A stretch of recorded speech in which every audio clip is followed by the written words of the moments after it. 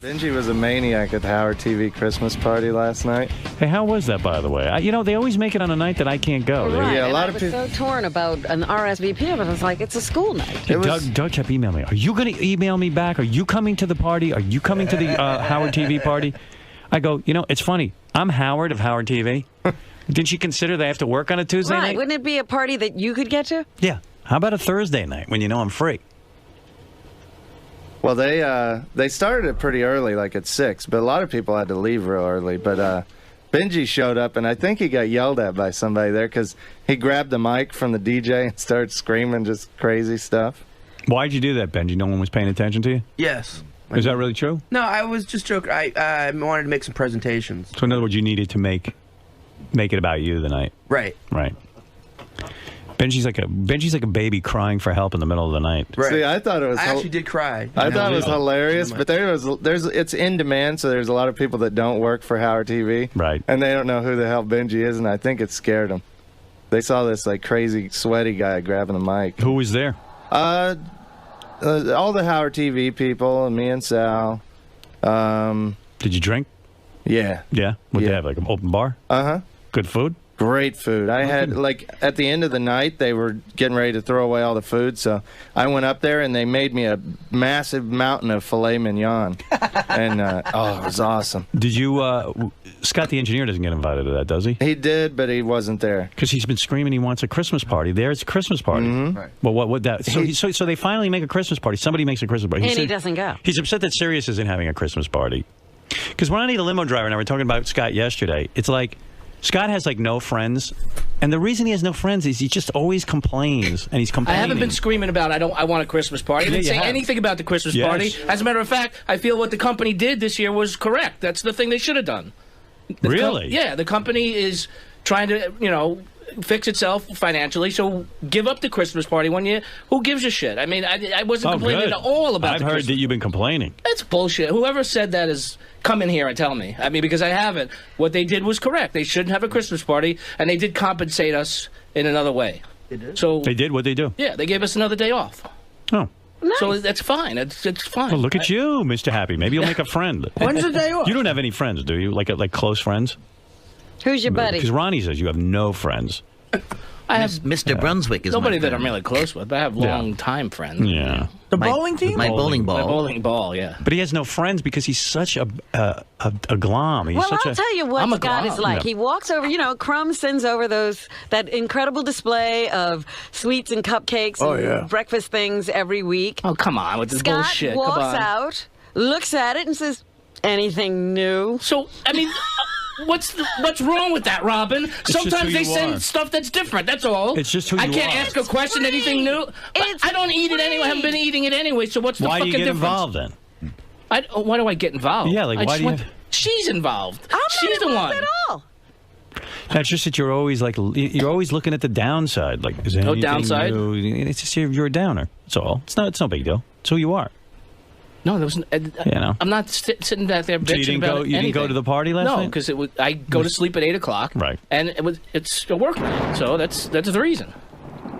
I was very nice that I was invited, but unfortunately You know I couldn't who's go. angry about the In Demand party? Tracy Millman, I heard, is upset. Why? Because she didn't get invited. But she doesn't work for In Demand, does she? She's been invited the last few years. No, she's upset. She doesn't work for them, but she does a lot of stuff for them. Oh. She did get invited yesterday afternoon. Oh, she did? That's why she was very mad. It was sort of like she was insulted because It she was an oversight. It was an afterthought. Yeah. Doug Goodstein, you douche. Oh, boy.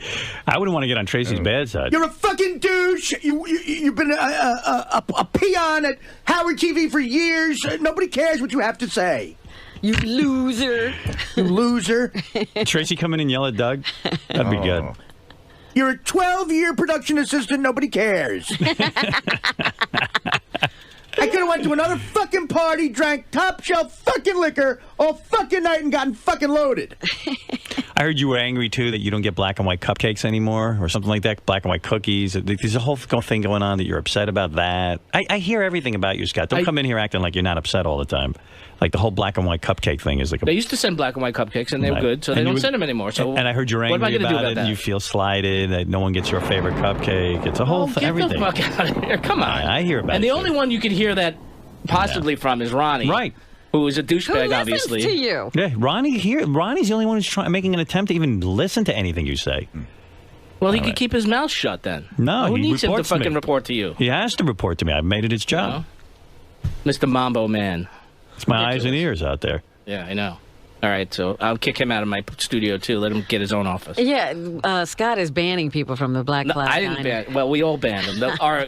Me and Ronnie and my intern, we banned Lisa. Lisa G. Yeah, fuck everyone. I've been banned like 10 times already. The one broad you're banning? What is it, a gay diner? Yeah, she decided to give all of you guys the cookies and forget the people that she hangs out with in the back. There's the real Scott. But no. That was he was more upset about it than me. Were you upset that Lisa G gave cookies to everyone but you? No, we were just like ripping her open because she pulls that crap all the time. She comes in and she mooches off us, man. Like she'll come in and she'll steal Scott's batteries and all that kind of, and then she'll give everybody else the cookies. Like she's always running with cookies to kiss Gary's ass, you know, running in there all the time with boxes of cookies and shit, but doesn't give us crap. But meanwhile, she hangs out with us more than anybody else. Well, you got a and point. mooches. She's a big moocher. Well, you hate Lisa G. She's a. Uh-oh. Ronnie likes busting her chops more than anybody, I can tell. Yeah, we have a great time. You were doing a pretty good job on it yesterday. Oh, I love it too. Believe me, that's one of my favorite sports. Scott the engineer complains about everything, right? Yes. Hey, listen, we all complain about everything in there. It's like if you sit in that room, it's like you have to complain. It's complaint center. you have to complain. Hey, man. Howard. Yeah. There's just everyone was talking. We're all in a fantasy football league here. Yeah. And we had rules at the beginning of the year. We all agreed to. And then Scott didn't make the playoffs, and he was walking around complaining the rules are fucked up. And I was like, Scott, did you agree to the rules? And he's like, yeah, but I won more games. And he loves to complain. He complains all day. I agreed to the rules to play the game the way it was, and I said we should consider revising the rules next year because I don't think it's perfectly fair the way things worked out. You said, I should be in the playoffs. Do you think I should be in the playoffs? And I said, no. And he said to the next guy, do you think I should be in the playoffs? And he said, no. Normally... Why do you think you should be in the playoffs of fantasy football? They changed some rules, okay? So normally the rule would have been wins and losses, all right? So This my is record, fantasy baseball? Fantasy football. Oh, football. So my record was 7-6, and JD was 5-7. Who should be in the playoffs? I wasn't. He's not explaining it correctly. Well- Every week you get a win for whoever gets the most points and whoever wins a game. Right. So while he did win more games, he didn't score enough points. Those are the rules we agreed to at the beginning of the season. Right. He had no issue with it. I turned around to Scott. I said, let me ask you a question. If you made the playoffs, would you be complaining? No. I go, then shut up. Right. Dude, you got to hear. You got to hear. Fine, I agreed to You that. got to hear what goes on in there. It's like he thinks he's the coach of the New York Jets when he's during the football season, Yeah. and then during the baseball season, you think he's fucking Willie Randolph or whoever the manager of the Mets is. He sits there and he's making trades. Wait a minute, What hold the on a hell second. should I do? You know, he's going bananas. Wait, you know Yeah, what? you Let can me see ask what you. I do, but you got to see what those other guys do But- who are more And fucking... then he's yelling about Jared's making bullshit mistakes here. and- Ronnie. What? The guy has no life. It's That's great, right. though. I love watching it. It's great. There's no life. This is his big event. He should be playing fantasy life. That's why it's upsetting to him not to be in the playoffs. It's over. Yeah. And Scott, I bet So, you're jealous who of cares? Ronnie because Ronnie's like a playboy and he's got a life and Oh, yeah. chicks and everything. So it's, fucking jealous. It's got to be driving you nuts. No. Oh, come Doesn't on. drive me Tell the nuts. truth. I'm telling the truth. Doesn't drive me nuts. Let me sniff I'm your fine. finger, Ronnie. I couldn't keep his schedule anyway. He's I'm home at... Dude, I'm home every night except the nights that we don't work. I didn't go to the Christmas party last night. I know, but I'm just... but when you go out and you spend 2, 3, 4 o'clock in the morning. Okay, You but drink, that's on, you drink that's on a lot. nights. 'Cause he's having fun. There's no work. I don't know. If he's having fun, his kind of fun, that's fine. You don't want fun? I don't want fun. No, I hate fun. Black cloud. I hate man. people. And that's, Black cloud. Ronnie, do you think Scott's jealous of you? I don't know. I think he maybe is. a little bit. I don't Yeah. know. I have no, really, honestly. I'm you know not what? jealous. I really do like Scott. I do. I Yeah. do. We really we bullshit it up in there pretty good, but he really is a good guy. He really could. I think he could be a fun guy. But why isn't he? I don't know. I'm not. I don't saying want to it. be a fun I don't guy. know. You're not saying. You know, but you won't say. I'm not saying I anything. used to be a fun guy. I know what you mean. Yeah. When I had hair, I was a fun guy. You were 12. Yeah. All right. Thanks, Scott. Well, thank you. All right. Thank you, Ronnie. So I vent, I bitch and moan. Instead of holding things in, I just go, fuck this, fuck that, fuck everyone. That's my style. Do you think it's excessive? Do you think you vent too much? Probably. I'm an unhappy person. Why is that? I don't know. But they say people. I've had a problem with that. I should see a therapist because I have a lot of things that are good in my life, but I still bitch and moan anyway. So why? Why should I bitch and moan? I should be grateful for the things I have and not bitch and moan about the things I don't have. Scott's really there's my he's friend. really a good guy. Yeah. Ronnie, but is his bitching and moaning excessive? Does it go too far? I love watching him with this fantasy shit, man. It's great. I'm telling you, you'd think he was a manager and a coach. During the football season, he's a coach, and during the baseball season, he's a manager. That's right. He goes nuts in there. No, not over the football so much. The baseball pisses me off. He goes crazy. Yeah, the football when they play with these douchebags, you know, whatever. I mean, these guys are really, you know what they do? They make trades. They get up and they, you know, Garrett, what is it? Do you pick on a Sunday morning who your quarterback's going to be? No, you pick your team at the beginning of the season. The gayest part of it, Howard, which we probably videotape next year, is we have the draft. Right. We all gather around in the office around 2 or 3 in the afternoon, and everybody has 5 minutes to pick somebody. And it's 5 minutes, but you put a lot of thought in before. No, you have 5 minutes per round. So okay. It's number 1 picks the first player. You have 5 minutes to pick a player. Then number 2, it goes on for like 3 hours. Right. How do you get to be the first guy to choose? Pick out of a hat. Okay. I think you pick out of a hat. So there's a number order, and you pick your first player. Right? Who was the first guy you picked this season? I think it was my quarterback. I think it was Phillip Rivers from San Diego. So then you pick your team. Now you have your whole team, and then every Sunday, you know, if you have 15 players on your team, you can play 10. So on Sunday morning, you pick the 10 that you're going to play. Right. I get a newsletter that tells me right up to at 12:01 tells me who's injured, who's playing, and who's not playing. Because the worst thing you can do is play somebody who's hurt. Wow. And you may not know they're hurt. That's a lot of work, though. Yeah. Could have a lot of free time for stuff like that. And then there's trades made the whole season. And there's been that was a big fight, you know, with JD and Jared, what Artie talked about. Let me understand something. So then you look up the stats on the guy, and that's how you determine who wins? The site does it for you automatically. So if you're a running back, every 10 yards you gain is a point. If you score a touchdown, it's 6 points. So if you throw a touchdown pass, it's points. If the quarterback throws, so if a guy gains 100 yards and scores 2 touchdowns, it's 22 points. So you don't necessarily want the greatest quarterback. You might want a quarterback who works on a great team, who can score a lot of. You want a great individual quarterback. Right. Because it's the individual statistics you're going on. Yeah, but let's say they got a guy who can run a lot of touchdowns in. It's not necessarily that he's a great quarterback. It's just that the team scores a lot of touchdowns. Right. You want a quarterback who throws. Howard's right away. Like, you'd rather take a guy who throws more than a guy who moves the team downfield but doesn't throw touchdowns and just hands off. No, but you want a good. The quarterback as an individual has to be a good player. And then you're looking still going for the best individual player you can get. And then what you're looking for is, like, I have the quarterback of San Diego and I have a running back from San Diego. So all season long, you're looking for what they call the double dagger. If my quarterback throws to my running back, I get double the points. Do you have LT? I do. LaDainian Tom. But do you? What about defense? What kind of? You get points for interceptions? You do. You get points for defense. It's so complicated. You get points for a kicker. And you're winning? I'm in the Final Four. What do you win? I think we all put in $25. It might be $250. It's really not about the money. It really becomes it becomes like, you know, if you win, it looks like you know a lot about. And you can trade all season. Yeah. I made a bunch of trades this year. Everyone does. And you're saying JD? Who do you go trade with? The other guys? Yeah, like I made a big trade with John Hine that changed my season. Then I just made a big trade with Will that helped me win in the playoffs last week. Wow. I traded for the Pittsburgh defense. They gave me 22 points last week. Howard, this is how gay it gets. I have direct television. Right. Okay? So I get all the games, right? Right. They put something on this year. I went in and put my fantasy football team in. I put the players in.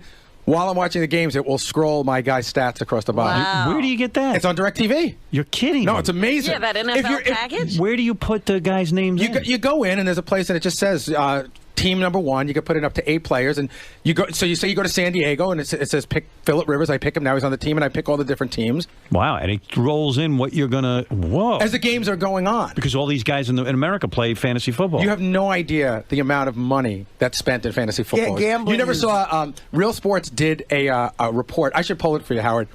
There's a guy. I think he's called the Wizard. He's the greatest fantasy football picker in the history ever. Fat, nerdy guy with glasses, like a Star Trek convention. He shows up to the draft in a wizard's outfit. Right. You know what I'm talking about? Yeah. Like the big with the Mickey big Mouse hat. wizard hat. Yeah. And when he walks in, everyone's like, there goes the wizard. So he's an asshole. But he's an asshole every day except when he's the wizard. The money generated from gambling on football is really scary. You know, You're telling me there's a guy who walks around in a wizard costume, and then people go, "There's the wizard," and people are buying into that. Yeah, they think that's cool. If he can win you money, if you follow his lead and you pick what he picks, and he wins you money, But he's how not can that you big an pick asshole. what he picks? Because all the other guys in your pool have to go along with. Well, that. that's his pool, but you could look at the wizard. Everyone's got pools all over the country. Right. So if the wizard says, I think that this running back's going to be great this year, you pick him for your league. Is the wizard generally right? I don't know. I just saw that piece on him. I just saw him walking around in the Wizards outfit. I couldn't stop laughing. Is that like a Gamorrean guard? It was exactly like Gamorrean guard. It's sports version of that, definitely. Jerry O'Connell was in your fantasy league, wasn't he? Yeah, he did really poorly. He's in like 7 different leagues. Oh. He's fucking a model. Why don't you guys get costumes like He's a not wizard? that good at fantasy football. He wasn't concentrating on the trade. It's true. He's busy fucking a hot model. How into fantasy football is he going to What percentage of people in fantasy football are fucking a hot model? He's got to be like the only one. Yeah. But you see, Gary's got the best combination of a quarterback and a running back or a receiver on the same team that can hook up together. But if they're bad, then it's a bad week for you. I'm pretty sure on my chess website, I'm the only guy fucking a model. I would say you might be an only guy. I think you're 100% right. Boris Spassky wasn't fucking a model. Right. Well, anyway. Regardless, we're here, we're queer, and we're proud. And that's it. Good for you, Gary. Congratulations on being... What's the name of your team? Do you have a team? I'm just Bowie. You're Bowie. I'm Bowie. But John Hine is defending champs. Steve the intern is the glucometers. Will is Teddy molesters. Jason is intensive outpatient rehab. Teddy's whole life is about Artie. Oh, yeah. I mean, he has no identity except for Artie. Wait, Teddy, what's Teddy's name? No, Will's team is Teddy molesters. No, but Teddy's team is outpatient rehab. No, I'm sorry, Jason's team. That's Jason. So what's Teddy's? Teddy's not in it. Oh, he's not. It's What is JD's team? JD has JD's is whatever. JD is, I think it's called Takai's Balls, something like that. Oh. What is that about? I don't know. He named his team after George Takei's balls? That might be Jerry O'Connell's team. I can't remember. And then there's somebody's got a team making fun of Jerry O'Connell. Like I think it's called Jason Bateman Fan Club. Oh. Who has the funniest name? I think they're all sort of goofy. So I think intensive outpatient rehab is the best one. Sal, you're not in this. No, but these assholes, to piss me off, they named the whole league the Emotional Friends. Oh, yeah. When you go on, it says, welcome to the Emotional Friends League. It is awesome. You know what's funny about that? I was thinking about the other day, like, that word emotional friend is the greatest thing. I mean, Sal's wife has an emotional friend, and he's got to live with that every day. Dude, and it's such a funny word, emotional friend. Yeah, you know what? They used to call it. We put 143 on the map. I mean, everywhere I go. One time I went out to a comedy show. 10 guys showed up with "I'm the emotional friend" T-shirts, and 143 on the back. If you were Jerry O'Connell, wouldn't your team be "I fuck Rebecca Romaine"? Wouldn't that be your team? Well, it's funny because I was listening to the Best of 2008. I was listening to Jerry O'Connell on the wrap-up show, and now that I know he's in the league and how much it means to him, it's so interesting hearing him talk about how he can't really watch the game at home. He can't watch all the games at home. How he got season tickets to the San Diego Chargers because he loves them so much, and he thought in his mind, you know, Rebecca and I will get up on Sunday mornings, we'll take the drive, we'll have brunch, it'll be great. She's like, I want no part of your football. I don't want to go to your game. So Jerry loves this thing that he can't really fully appreciate. So how's he going to stay in this long time if Rebecca's like kind of pulling the plug on his passion? He says, you know what? There's things, I'll have my moments, and then she'll have her moments, and we'll just have to learn to live apart. Sounds like a typical marriage. He sets his. The other thing that blew me away in that is that he sets his alarm early, so he can get up and play video games because she doesn't like that either. Wow. Right, he can't play when she's awake. Why can't he play? I don't know. I got interviewed. And then at one point, like Benji even brought up the whole thing. She doesn't like the sound of the football game on in the house. Right. So Benji said, "Well, did you ever think of getting wireless headphones?" But there was something wrong with that too that she didn't like. Because then she won't be able to hear him, or he won't be able to hear her if he's wearing headphones. She wants him paying attention to her all the time. Wow. That's a lot of when pressure. she's awake, she needs attention. Yeah, well, she's used to getting it. Yeah. That's what you buy into. It's always paying the bills, paying attention. You know what's going on with you at home? Paying attention. They want us to pay for everything, and they don't do anything in return. What's going on with you at home? Oh, it's wonderful. Yeah. It's great. Are you going to be in hell the rest of your life? Hell started 13 years ago when I walked down the aisle, I think. Yeah. But no, you know, you make the best of it. Right. You make the best of it. Attitude. Was the marriage ever good? You know, I think it was good. It was good in the beginning. Right. You know, Before the kids? You know, I've come to the conclusion. Do kids ruin the marriage? They definitely throw a monkey wrench into the mix. You know what I mean? You think everything is really, really good. It's almost like, I don't know, it's like you marry a hot chick and all of a sudden somebody sewed up her vagina. It's like, you know, what was the point of this? You know, I got scammed. I think marriage in a way is somewhat of a scam. But as soon as, let me ask you something, before you had kids, as soon as she stopped having sex with you, why didn't you get the fuck out? Why'd you have more Because kids? she didn't completely stop having sex with me. Yeah. You know, it was Did you just a little? Just a little, but now it's a lot. You know, now that's just the way it is. I can with Sal, I can attest to the fact, like, when your wife doesn't give you sex a month after the kid was born, you can sympathize with that. A year later, you wonder what happened. Yeah. Plus, you don't really want to shag a girl after, when she has a kid, especially if you're in the delivery room. You see, that thing looks like a mangled roast beef, and you don't want to go near it. So a month I can understand, but after that month... What are you doing? Are you going to Rick's every day? I hear you go to Rick's every day. He was there last night. I wasn't there yesterday. No, I wasn't there. That's all right. But it is a wonderful place. There was a guy... I heard when you go to Rick's, every single person there knows your name. That's what I heard. I'm like Norm from Cheers Rick's over there. Cheers? Yeah. Hi, Sal. Hey, Sal. What's doing? You know what's crazy? The ironic thing is that married women keep these places in business. They do. It's wives that drive these businesses to make lucrative amounts of money. It's unbelievable. It's fun going when you're single. Right. You know what I mean? If it's not, what do you want more than anything in life? Just to be single? No, to be single. He wants death. No, I'm fairly happy. I'm happy here, and I'm happy with my children. And she's still seeing the emotional friend. You know that. No, you know that, don't you? No. You know how Robin's an expert on Artie? I'm an expert on you. You know your wife's still seeing the emotional friend. And she's texting or something, right? Better it. No, I hope not, Howard. But if she is, good luck to him. Wait a minute. Good luck to him. Why would you care at this point? Because I love my wife and I love my children. Is it a proprietary thing? Like you just what does that mean? No one wants to share their wife with an emotional right, friend. but I mean, you don't sound like you particularly like this woman. So why do you care who she's talking to? No, he She's the mother of his kids. Right. I'm simply saying she could talk to anybody, couldn't she? Quite frankly, let her go fuck whoever she wants, but you go do the same thing. Yeah, but that's not good, and you're not setting a good example for the children. What is this example? Well, I grew up in an environment. My dad always, unfortunately, cheated on my mom. Right. And when your friends are calling you saying, "Hey, I saw your dad making out with a broad at a bar," right? Those are things that you don't forget. Right. So I never wanted. Well, what about when your kids hear that you dunked your balls in chocolate and put them on Richard? I'm doing that to put them through college. Okay. Well, I'm doing it, for my children. So, so you don't want to be in a position. When's the last time you had intercourse with your wife? Be honest. Not too long. About a month ago. A month? Yeah, a month ago. Jeez. How did that happen? Too long. Yeah, it's funny. I said a month. I didn't even think. I thought that was good. I thought you were going to be proud of me. I didn't think you were going to say Jesus. But how did it happen? Do you luck up on it? What? How did that happen? Keeps nagging her. Yeah, pretty much. It's just amazing the things that come out of her mouth. I think are just so funny. Like when that relax thing that she pulls. I want to relax. People are in love. They have sex, and it's a form of relaxation. Right. And she says, "Well, my form of relaxation from sex is when you're done, you roll over, go to bed, and I get to relax." And I'm like, what do you mean? She says she doesn't want to have sex because she needs to relax? Yes. That's her excuse? She goes, and then my nickname is Commercial Break Boy. What does that mean? When a commercial from the Oprah show comes on, I get to slip it in and get in and get out. That was a month ago. Yeah. But why did she give it all of a sudden a month ago? Like, why? What happened? Well, we do have sex and stuff, but a month ago, it was a little late at night, and I was just like, come on. I nagged her, like you said, and she's like, all right, let's go. Let's get this over with. Wow. You know what I mean? Like, sounds like fun. I swear to God, the way she takes her clothes off, it's like those guys in prison before they're going to get their assholes checked.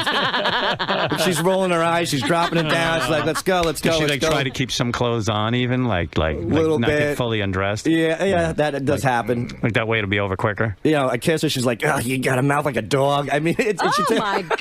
Is that what she says? Sometimes. What does that mean, a mouth like a dog? Like I'm too wet and sloppy and, I'm not used to tonguing a chick. It's been a while, so, She get a little... Sometimes she does sometimes turn me off when we're going at it. We should practice at Rick's. Yeah, I'm trying to. Like if I'm fucking a girl and then she says to me, "Man, you got a mouth like a dog," I'm out. I pull out and I go, you know what? It's over. Yeah, it's done. It's hard for us to relate to that because we think you're gross too because you're a guy. Like we're not chicks. You know what I mean? Right. Like, I'm sure a chick. I mean, you're not a bad-looking guy. You're not fat. You don't have anything bad about. I would assume a normal chick would like to bang you. I don't know.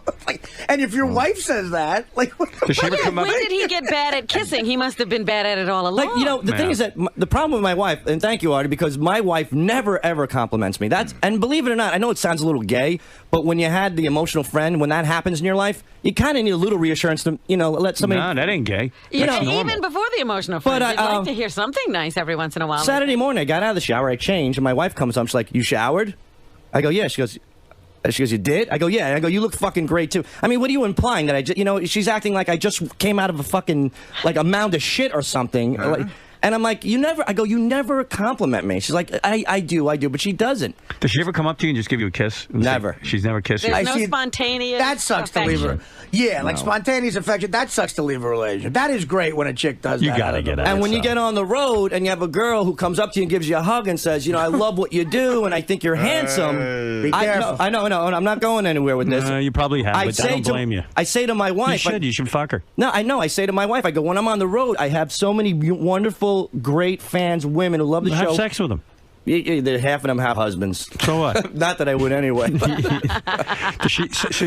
Dude, you got to get out. Now, Sal behaves himself on the road. I see it. But Sal. he looks like he's exuding a lot of willpower. Sal, you got to get out. No, I love my wife, No, you don't. I think I'm in a typical marriage. It's become an arrangement. We're a partnership. You do this, I do that. You got to get out, dude. This is going to be how old are you now? I'm 39. I'll be 40. You're too young for this, man. You got your whole life ahead of you. Yeah, what do you got? 40 years left? And in terms of fucking, what do you got? 20 years left? 30? I don't know. Well, whatever the statistics are, and it's If you've got 2. Yeah, I mean, come on. I'm 41, so look, get a divorce, me and you. We'll spend the last 5 years of my life on the road, and you'll have, about 20, 30? Hey, I just wanted to tell you, Gary's league was emotional friends. I don't want you guys to talk me into divorce. Well, I mean, what do you think that was going to lead to? Yeah, well, I don't know. Your problem is you can't afford to get divorced right now because you got the 3 kids. But cheaper to keep her. Cheaper to keep her. Yeah, I did talk to a guy once. He says, what do you make? How many kids do you have? What's your debt? He wrote it all down on a yellow notepad. He looked at me like I was retarded. He chucked the pad at me and goes, financially, you're fucked. Who was the guy, Dominic? I don't know. Let's just say spaghetti in a ceramic plate busted over somebody's head, but not Dominic. Listen, you know what? He's telling you the truth. You mean tell me Dominic looked at your finances and said, hey, he threw the book at me. He literally threw it at me. He said, just go home and work things out. He said, get out of my office. You make me sick. He did the math. You can't get out. He did the math and he said, you're in. Literally, get him out of here. Because there's no money. He goes, wait, because he's in doing the math. He's like, there's no room where you're going to pay me $200,000. That's right. It was the only time he didn't have to use a calculator. Everything was one digit. Kathy, you're on the air. Hi, Kathy. You know what, Sal? You're an asshole. I wouldn't fuck you either. Right, good. You know what? Your wife, instead of looking at her like mangled roast beef after she's had a kid, that's amazing. My husband looked at me so differently in a good way. He couldn't believe He's lying. Yeah, of course he's lying. Matter of fact, he's going to tell you your twat looks like a roast beef. You're never going to bang him again. He's lying. He is not lying. I swear to God, he is horny for me every friggin' night. We've been married almost 25 years. By the way, though, Kathy, Sal is horny for his wife. That's not the problem. And yeah, but you know what?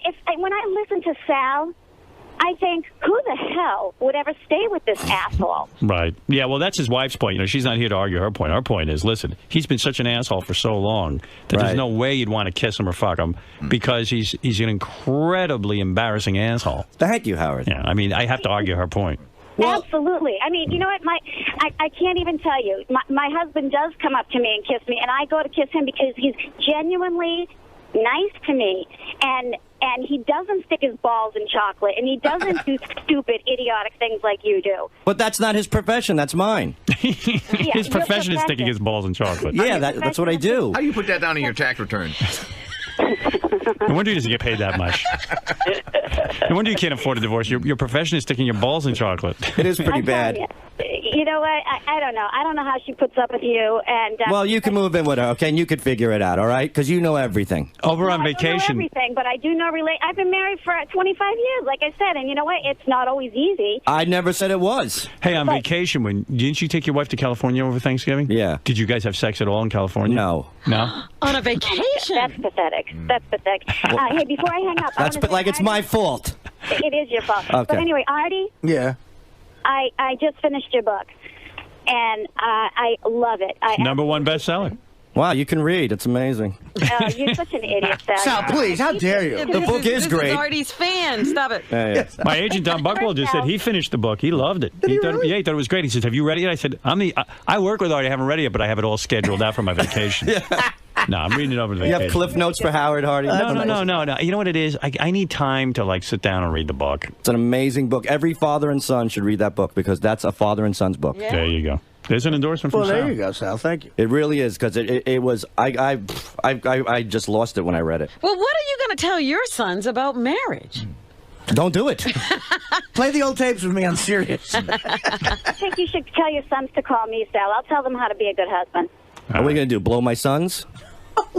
I mean, why would my sons have to call you? Why would my sons call you? I mean, she's being ridiculous. Call her. My son's going to call her. Hey, this lady just called Daddy an asshole in front of 20 million people. Why don't you give her a call, son? That makes a lot of sense. Hey, Daddy just blew Richard in front of 4 million listeners. And that's really nice. Well, that's nice of you. That's what you would say to my children. No, I would not say that to your children. I would tell them how to have a good, solid marriage. Yeah, avoid you. Well, she Avoid has a me. good one. No, you know, believe it or not, I don't go down on my husband, and he doesn't care. You don't go down. He sure does. Wait. Yeah, sure. So he doesn't insult your vagina after pregnancy. Wait a second, hold a second. Nope. Why don't you go down on your husband? I just don't like it, and I suppose the gagging sounds I used to make in college afterwards, you know, when I did. Does he go down on you? Once, and I wouldn't let him after that. Why? Explain to me why women don't want a guy to go down on them. I'll tell you why I didn't let my husband, because he had never done it before. Right. And he didn't do it properly. He didn't do it the right way, and I couldn't walk for a week. What? What do you mean? It hurt? No, he sucked on it instead of doing what he was supposed to do. What's he supposed to do? Like lick it? Punch it? Oh, yeah. Well, yeah. And, you know, he just ruined me for it. Wow. Wow, you really are in love. It sounds fantastic. You don't blow him, and he ruined your vagina by sucking you too hard. You have a great marriage. Please call my children. We have a great sex life, though. What do? You just fuck, right? Yeah. So what happens? Like when you guys are ready to do it, he kisses you a couple of times, rubs over the boobs, and then he just gets on top of you and puts it in? Sounds like me. Oh, God, no. No. What's he do? Not that quick. What do you do? Does he put his finger in you? Yeah, some of that. But you don't like that. A lot of foreplay. What kind of foreplay? You pretty much eliminated everything. Well, which is fine.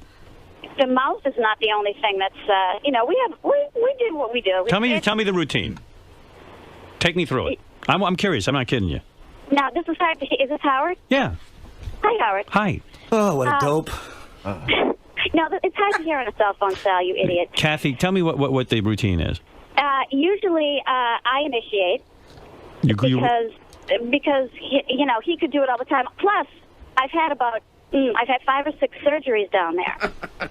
I had to have a hysterectomy. I've had all kinds of problems. He's been incredibly patient. So when we can, we do. I take him up to the bedroom, or I get undressed right in the living room in front of him. I mean, our kids are pretty much grown. We have one living at home, but he's out. And if he's out, I just do a little striptease for him, or take off part of my clothes, and he immediately becomes erect. Right. And we either go upstairs or wherever we are, and we just, it's just very loving, very So then he puts it in, right? Eventually, sure. Yeah, I'm saying there's not a lot of foreplay. Just you're ready for him. No, sometimes we do massage, and we have all kinds of gels and creams that we can use, and sometimes we shower together. Yeah. It doesn't get old. If it gets old and boring, we change it. And what positions are you a fan of? Because of what's going on with me surgically, I'm not crazy about being on top, but once in a while I can do that. So what do you like, a doggy? No, I like missionary mostly. Does he ever roll you over on your side or get you from behind? Yeah, absolutely. The side is the best for me. Okay. Sometimes on the side, sometimes from behind, but he likes that best, so sometimes, we'll do that. Wow, that's I can't wonderful. believe I'm talking so openly, because I don't talk too openly about this, but I can't see you, so. Right. Thank God we can't see you either. Actually, those hysterectomy scars. Hysterectomy. How did you explain it to him? She probably looks like Frankenstein pussy with all those fucking hysterectomy scars all over her twat. Hysterectomy? I can't say the word hysterectomy. I have not one scar, not one. Yeah, it's in your fucking head. I kept myself in shape all these years. Before your husband, did you like getting an oral? I met my husband in college, so I really haven't had too much experience, and only had oral one other time. And that guy sucked at it too, but not for the same reason my husband did. I guess if you're with a chick who doesn't want oral, maybe it's good because you can go right to fucking her. Listen, I love doing that to a woman. If I'm really attracted to a girl, I mean, of course, yeah. Why not? But obviously they found each other. They're compatible. But what if she not doesn't? So great at oral, she doesn't like it. What if she doesn't want it? Then if she doesn't want, I tell you what, that usually turns me off to a relationship. Yeah, but how do you know they're totally compatible? She's not good at it, so she doesn't do it. Maybe he does want it, even though he says he doesn't. He doesn't. He's saying he doesn't want it because he doesn't want to hurt her feelings. They're having a great sex life. They're doing it how often? Many times a week.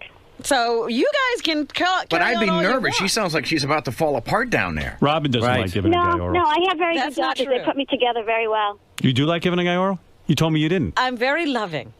But you don't like doing it. No, it's not that. You like getting eaten, right? Because a lot of girls don't like it, Robin. Right? Yes. A lot of girls don't like it. A lot of girls don't like it? Yep. A lot of girls don't. Why do you think that is? That you're saying that. I don't talk to women who say that. I think I've talked to women who say they don't really care about that. They want the main event, and that's it. Well, I love the main event, but You want that too. Yeah. I was with a girl who had the attitude she seemed uncomfortable with it for some reason, like I don't know, not like a religious thing, but she was like, don't feel like you have to do that. Like almost really? Yeah. I think personally that turns me off. I think it's a sanitary issue. I really do. I mean, the vagina has a tendency to smell very easily, and especially if you get built up. You think women are embarrassed to have you down there? Well, let's say you meet a girl at a bar. She hasn't had the opportunity to go to the bathroom and check her oil.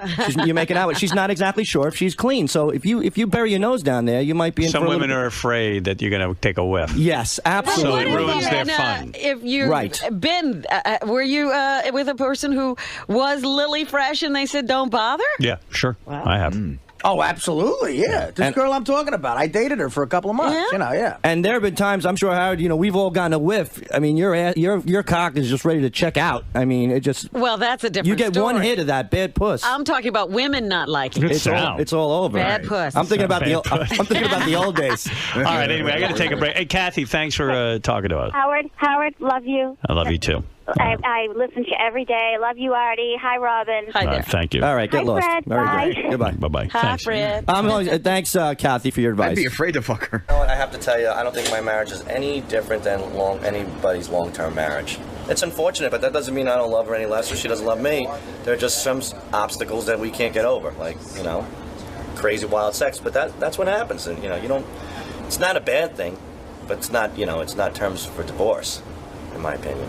So you don't ever see that aspect of your marriage taking over and becoming too powerful for you to stay married? The fact that you want sex more than she does? Nah, not at all. Robin, is sex really that important? Yes. See? Well, there you go. Everything I just said, erase it. It's all over. Just cut to Robin, and there's your segment. All right. Yes, it is. Well, Robin's single. When you're single, that's the beauty of being single. Is that you come across situations where you're with a stranger, and you can always have those intimate feelings, those butterflies that you get initially when you fall in love with somebody. That's the greatest feeling in the world. Is that anxious nervousness. Like you can't wait to see them naked. You can't wait to get passionate with them. But that fades real fast. Once the lust is over. Then you're down to walking around in Bed Bath & Beyond with 3 kids and, a wife who's yelling at you. And then when you get home and you're exhausted, you got to stop at Burger King. And who wants chicken nuggets? Who wants French fries? Who's got to make a fucking pit stop at the bathroom at the pizzeria? And then, she's too tired and she's got to catch up on her TiVo shit. And I'm laying down there with my cock in my hand just begging for a half-ass hand job.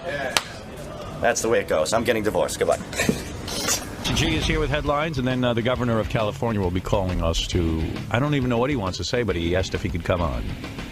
Arnold Schwarzenegger, governor of California. Lisa G in a summer dress today. I Lisa, know, thank God it's 80 degrees. And what is going to happen now that it's 80 degrees? I mean, Dresses, sandals. You're really I'm so happy. Okay. Jogging in the park. Easy. Let's go. Wow. Somebody hose her down. I'm so happy it's warm. You love it. You love it. All Don't right. you? Come on. Oh, please. Are you kidding? I almost went outside yesterday. It was so warm. Everyone said to me, can you believe how warm it is? How would I know? I'm locked up in a cage. Yeah, somebody asked me, and I was like, I really don't know what the air feels like. Really? Come on. Well, I actually went to dinner with Mary McCormick last night, who is my movie wife.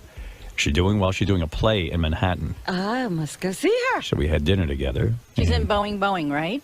I don't know. Is that what she's in? Yes. Is it about, she plays a German woman. Yeah, I think it's a guy who dates 3 women or stewardesses at the same time. I believe that's the plot. She didn't tell me a thing about it, and I didn't Really? ask. No, I don't ask.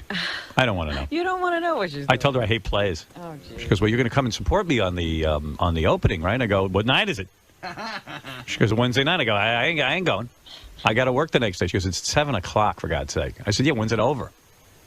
Well, you could go to the red carpet is what she means. You don't have to say. Oh, really? Can I sneak out? When's it over? Yeah, what time's it end? I mean, honestly, that's American Idol night. It's a big night. Oh, yeah, I forgot. I'm just kidding. You know what? I said to her, honestly, I don't get plays. I really don't. I said, who goes to them? Who sits at them? Who, is so anxious to get tickets to them? I go, it sounds horrible. And she, I think she left at that point. All right. Anyway, so what's going on in the Howard 100 News? So how sad is JD? A post on his MySpace blog reveals just how depressing things have gotten for him. The post was written the day of Artie's attempted attack on Teddy and states, quote, what happened was controversial. Some people don't even believe it's real.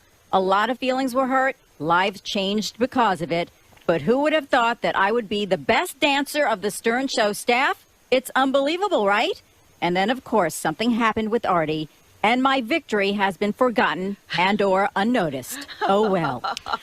He blogs, JD? Apparently. Yeah.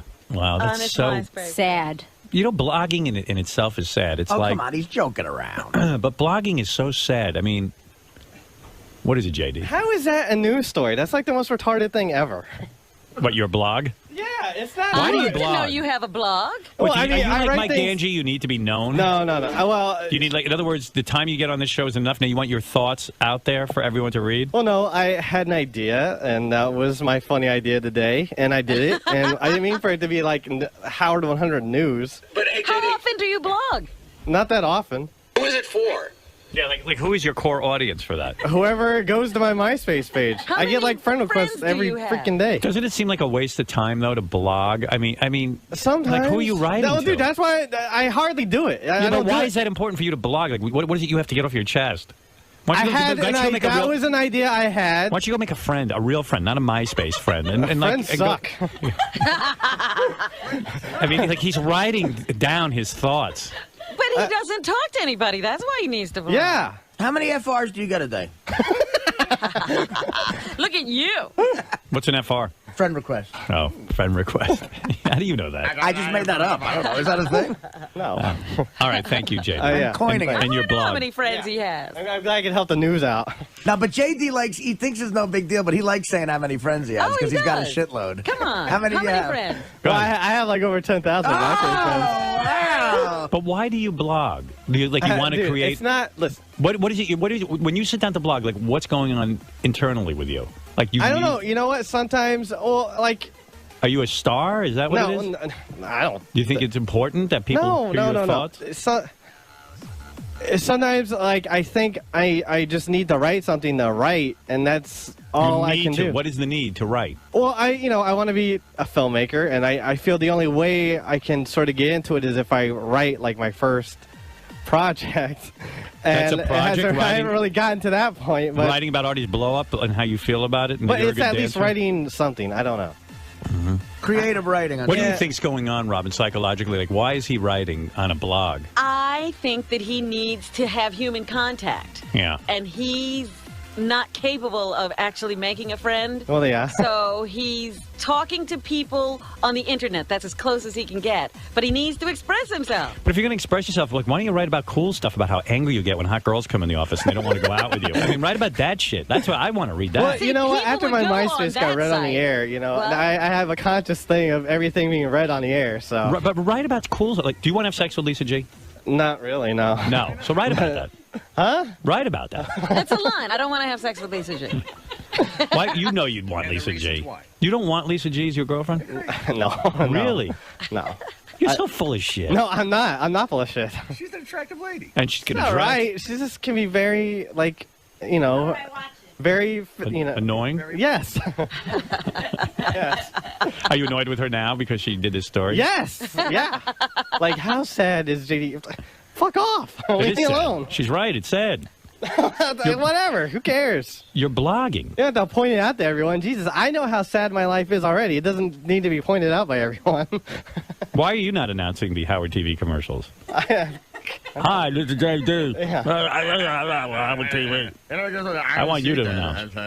Thank you. All right, that's the new voice of Howard TV right there. I see. If Lisa G offered herself to you, if she came to you and said, look, JD, out of all the guys here, you make me the horniest, and I need a man. I haven't had one in a while. You would not want her? That would, maybe, but that would be a totally different way of how I see Lisa now. Lisa, is that ever going to happen where you go to JD and say, you make me horny and I need you to satisfy me? At the cookie party? Never. No, because she has taste. Oh. Oh, see how sad he is? That's so sad. You said that once on the air already. Oh, my God. He remembers everything you said. It's just like a serial killer. I'm like a parrot. Everything about me. He's a blogger, you know. I saw Teddy yesterday on the elevator with his lunch at Burger King. And I said, you go to Burger King every day? He goes, no, I'd rather have McDonald's, but that's a far walk. And there's a McDonald's like a block and a half away. You're getting busy there, dude. I should get in the sun, but I said, what? Teddy or JD you're talking about? JD. Oh, you said Teddy. You said Teddy. I did? Yeah. Oh, my God. Oh, yeah. No, I saw JD with the Burger King. Oh. Substitute everything I just said about Teddy with JD. And I JD, really, you won't walk to McDonald's? It's like it's a McDonald's like right on By the way, Artie doesn't believe in talking about other people on the air, but he saw you going to McDonald's. No, but seriously, why can't you walk to McDonald's? You won't walk an extra block and a half? Sometimes. I very rarely do it. It's like he's getting heavy, right, Art? Fuck off. Fuck you. Leave me alone. It's not that he's heavy, it's flimsy. he's doughy. Yeah. I'm very doughy. Whatever. I'm jiggly. I'm at and constant. No, but I did I felt bad because I said, what is your day? So you leave here when? He's told me like 3:30. And then he goes right to that apartment and he sleeps until he has to come back here again. He has no wife. That's right. That's why he's my favorite. That's why he's my favorite employee. But that's why he's blogging. Can you do push-ups and stuff, or are you too weak? I did like 5 push-ups to one time here. You know, but you're thin and you're in your 20s. You should be able to do more. Even I could do like about 20 at that point. I don't know. All right. Thank you. Can I leave now? No. Oh, too bad. Look, he's wearing the Artie Lang shirt. Look at that kid. He's very supportive. Hey, on your dad's webpage, are you now #1 friend or you're not? You know his dad has a webpage and it says you're #1 friend and JD's like #3? I think I'm number... I don't know. Have you I think moved I'm up at number all? I haven't been to it in forever. What were you again? You were #2 or 3, right? I was #2. My brother was #1. Osama bin Laden was #3. And you're older than your brother. Yes. Oh, my God. Because it was JD, you could say, look, you're my firstborn, you know. That's right. I think I know why JD blogs, Howard. We sort of figured it out. We got it. So he does his blog where he talks about how miserable his life is, and then everybody writes him to cheer him up. Oh. See? He's getting interaction. So I decide to go to a birthday party for someone. Oh, my God. A friend of a friend. And if you know me, it's rare I even leave my house. If you know me. Look at this blog. But I thought I would change things up a bit. Say if anything happens at this place. It's all angry.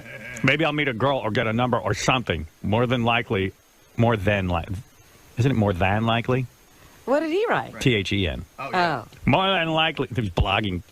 I don't know. I would film that. I don't know. I would have sat in a corner watching everyone else dance, but hey, at least I went there. So I go to the China Club. Oh, this is where they didn't let you in? They didn't let him in. So I got in a cab and went home, and now I'm going to play my PS3 till I pass out. What's a PS3? PlayStation 3. Douchebag. Fuck you. You play chess. Leave me alone. Lashing now out. people write back. That's brutal, JD. It has happened to all us at one point or another. Enjoy the PS3. John. Man, that is like, you know. Oh, man. This one from a girl. Sucks you had to pay for a cab for nothing. Next time, bring me. The tits will get you in. Why don't you call this broad? Yeah, did you call her? Probably lives like in Contact her? freaking It's probably what? Arizona or something. There's a chick who said she wants to come out with you. Heather Whiz. This guy goes, that sucks, but don't give up on the nightlife because of it. Rachel and Jake. All of JD's friends write back and tell him he's not a loser. It's okay, JD. Thank you. Fresh Kid Eyes. I used I used to sit in the corner and watch everyone think. I used to do that. I soon came to realize that the people I was observing, the people who thought they were cool, were not the kind of people I wanted to be around. Conversely, these people were utterly lame and shallow. Yeah, right, asshole. Arrogant. You only wish you were part of that crowd. Why even put yourself in that situation? Playing games until you pass out is perfectly fine as long as the games aren't shitty. Exactly. This is like Nerdville, USA. I'm telling you, what hole have you fallen into? I don't care about those kids. I want to stay home and play PlayStation 3. Who wants to be them? Fuck all those cool kids. Fuck all those kids getting laid. I don't think it's games till you pass out. I like staying home, passing out with my PlayStation 3. And staring at the crack in the wall. Don't play shitty games, that's all. I don't think it's such a bad thing that he's writing this. I just don't see how this is going to get him to be a filmmaker. Yeah, his blog. I mean, you got to write a script. I know. But I've got to write something.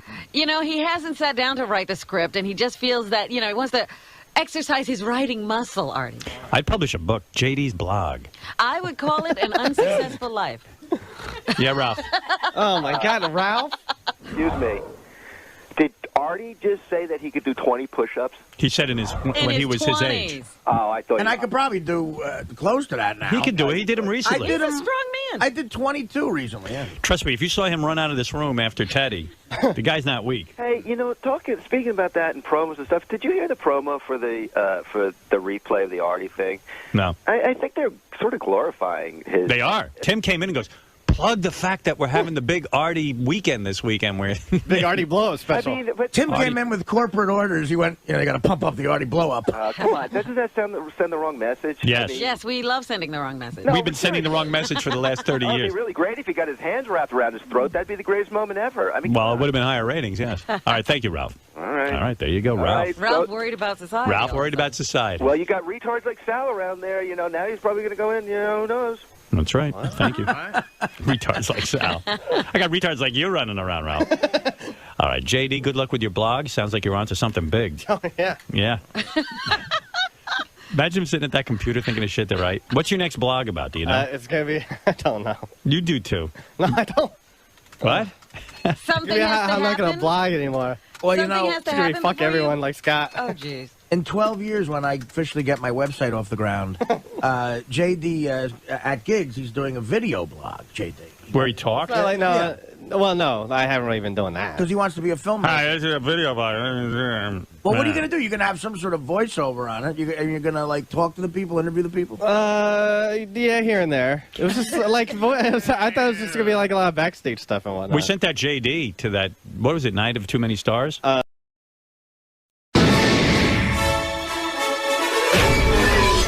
This is a Howard TV original production. Here's a taste of what you have to look forward to. On this episode of The Bonus Show. We go back in time when adult rock, paper, scissors was cool. 1, 2, 3. Benji hooks up in the green room. Midgets are funny. I see midgets, I start to chuckle inside. And JD prefers ladies with oversized buttocks. Like drunk in the trunk, I don't know.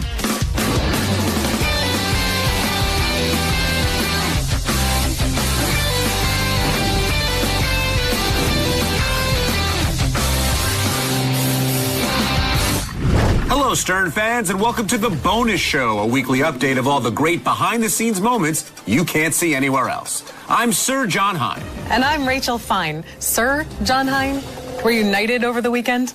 No, we went to medieval times in Jersey, and the wenches were calling me Sir. Kind of liked it. I feel so bad for your wife. When firecracker porn star Little Lupe came on the show, she brought her little porn star firecracker dog with her. When given the opportunity to make out with the porn star or the dog, guess which one Benji chose? Can I hold your dog? Yeah. Okay. Let's go find it there. Oh, say, can you see? Dogs really lights. What so proudly we hear. To the twilight. You'd think that after that French kiss, the dog would want to wash its mouth out. But Benji beat him to the bathroom. Oh.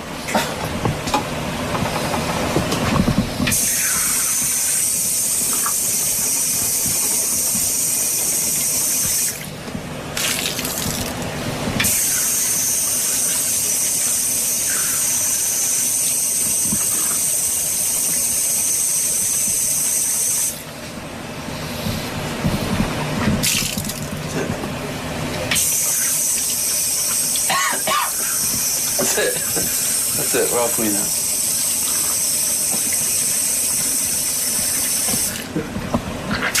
All right, bring you the next dog. I'm ready. Liquid soap really does help with shit breath. But you might want to soap up after the show. Really, Rachel? Watch this clip from back in the year 2000.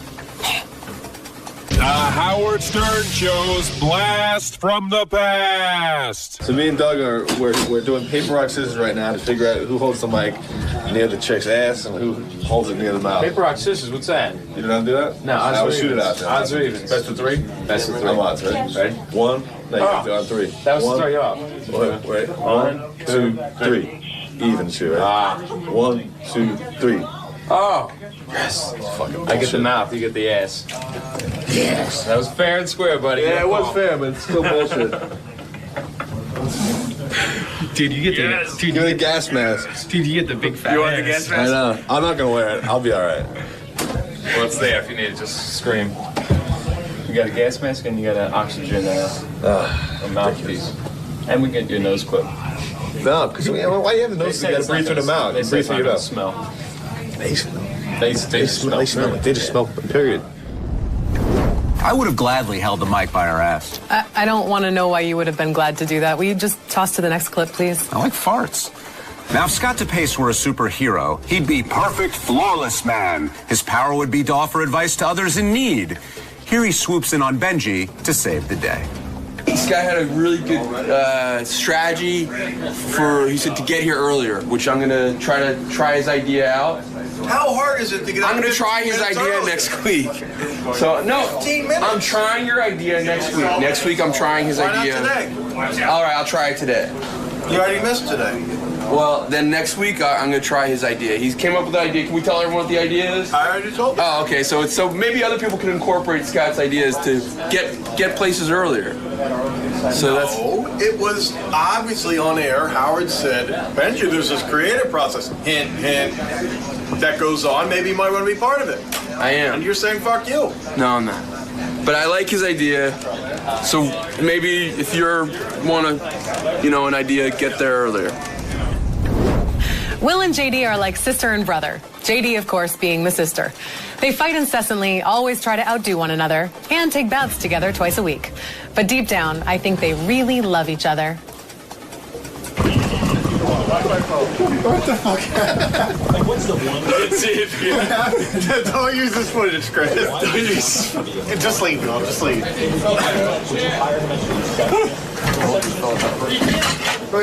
How did this happen? You tried to blow me. No. Wait, what happened? It's nothing, man. Why were you on the floor? Why was I on the floor? Because I was in a chair. Oh, yeah. What happened? Did someone push you over? You didn't even see what happened. What the hell are you talking about? Will, were you bullying Katie? What? Were you bullying Katie? No. Look at him laughing. All of a sudden, somebody's camera time. That's so great. What do you say happened, Chris? We started to get a little romantic. He said you were pulling his pants down. I bent him over the chair, and I just slipped a little bit. I apologize. That had nothing to do with it. There was no romance going on. There was a little argument. He wanted me to call him Barry Larkin, and I refused. I said I'm going with Pete Incaviglia. That's my dream man. Many of the ideas for the show are flushed out in our creative meetings. Many other ideas are just flushed down the toilet. Did you get your hands on some Ritalin again, Hein? Check out these guys kicking around a midget wrestling idea. I don't think it's PC to kick midgets around. John, I'm talking about kicking around an idea. You know, spitballing. Oh, now they're spitting on midgets? This went from bad to worse. What a schmuck. Me? You. Do you have any interest in midget female wrestlers? No.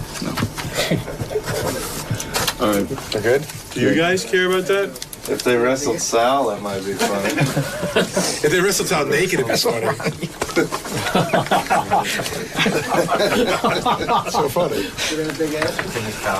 guys want to have them in? Would they come in for a dating game? Who wants to date a midget wrestler? Wrestle his kid. Would you let him wrestle on the ass? So would you wrestle a chick naked? Yeah, but I don't think it's that funny. Well, you're worried you'll get beat. Or try to take No. What happens if God forbid I hurt her? I might punch her in the face or something. Well, what if she hurts you? I've seen you throw a punch. I've seen you throw a football. God forbid you lose. Forget it. This sense. Time to switch from exciting and funny to boring and sad. It's wrap-up show highlights. Hey. We'll begin with JD talking about his big ass fetish. Ew. That is kind of sad. It's kind of gross. Would you like me to plug this magazine? No. It's the greatest magazine ever. Straight stunting magazine where all this is a bunch of chicks with big asses bending over. And then your favorite big ass is in there, right? Oh, yeah. Ashley Logan is in here. And what is she from? That's Flo Rida's chick. So, yeah. It's my new favorite. I'm going to have to get a subscription now. All right. Have you got any big asses?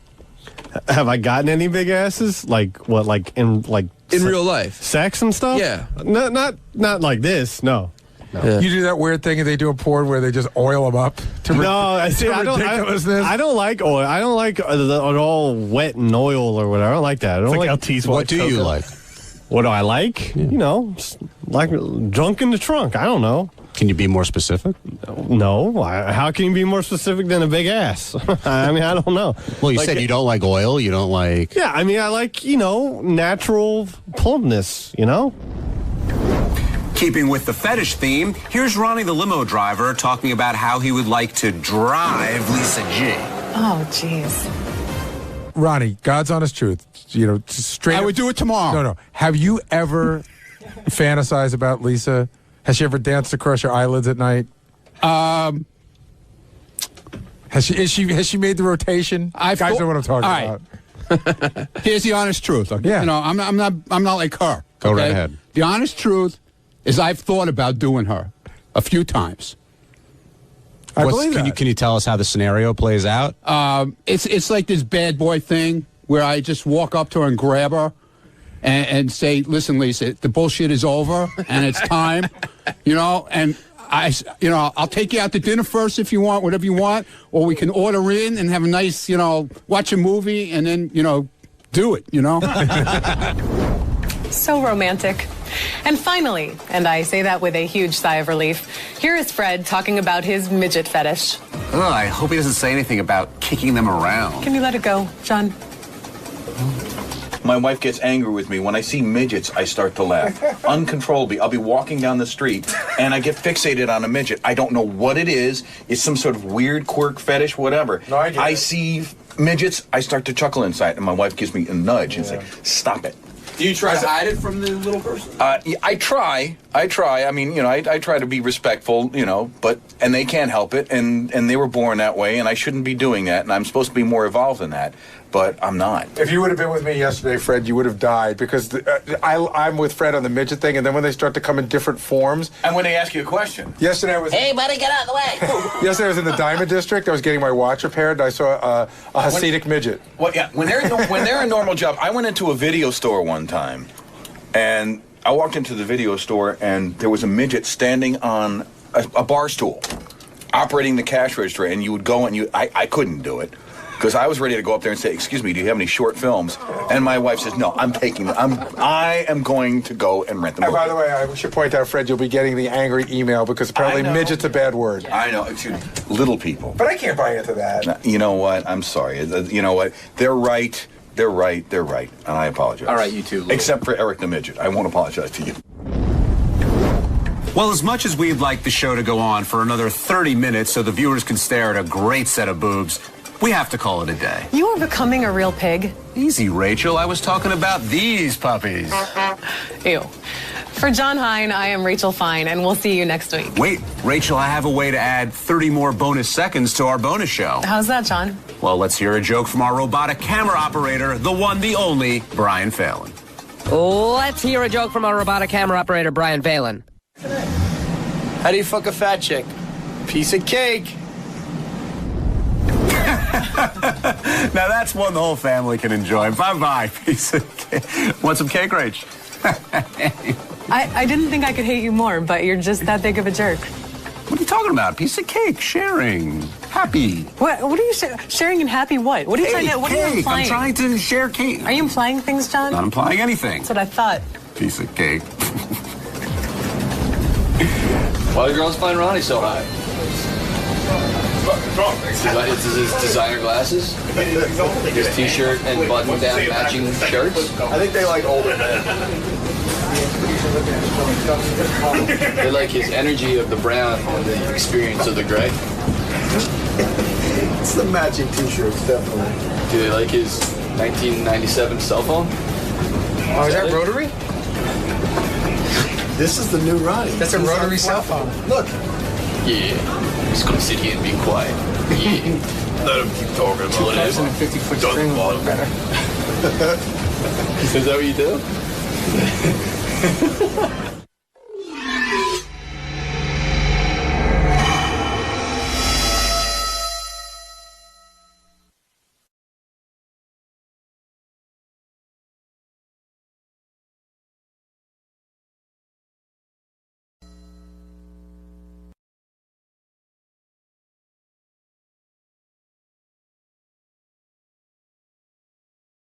You're becoming a veteran, man. All right.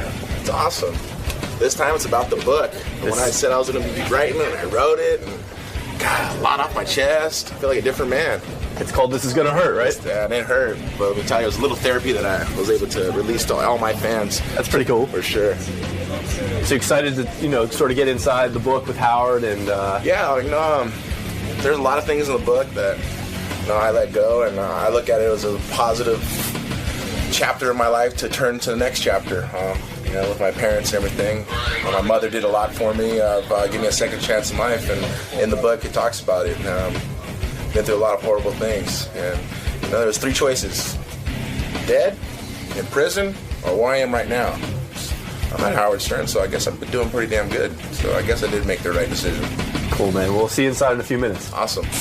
Tito Ortiz is here. He dates Jenna Jameson. He is a UFC fighter, you call that? Ultimate Fighting Champion, right? Yes, sir. But I think he's sick of the UFC. He doesn't get paid enough money. I don't think he likes the management anymore. No.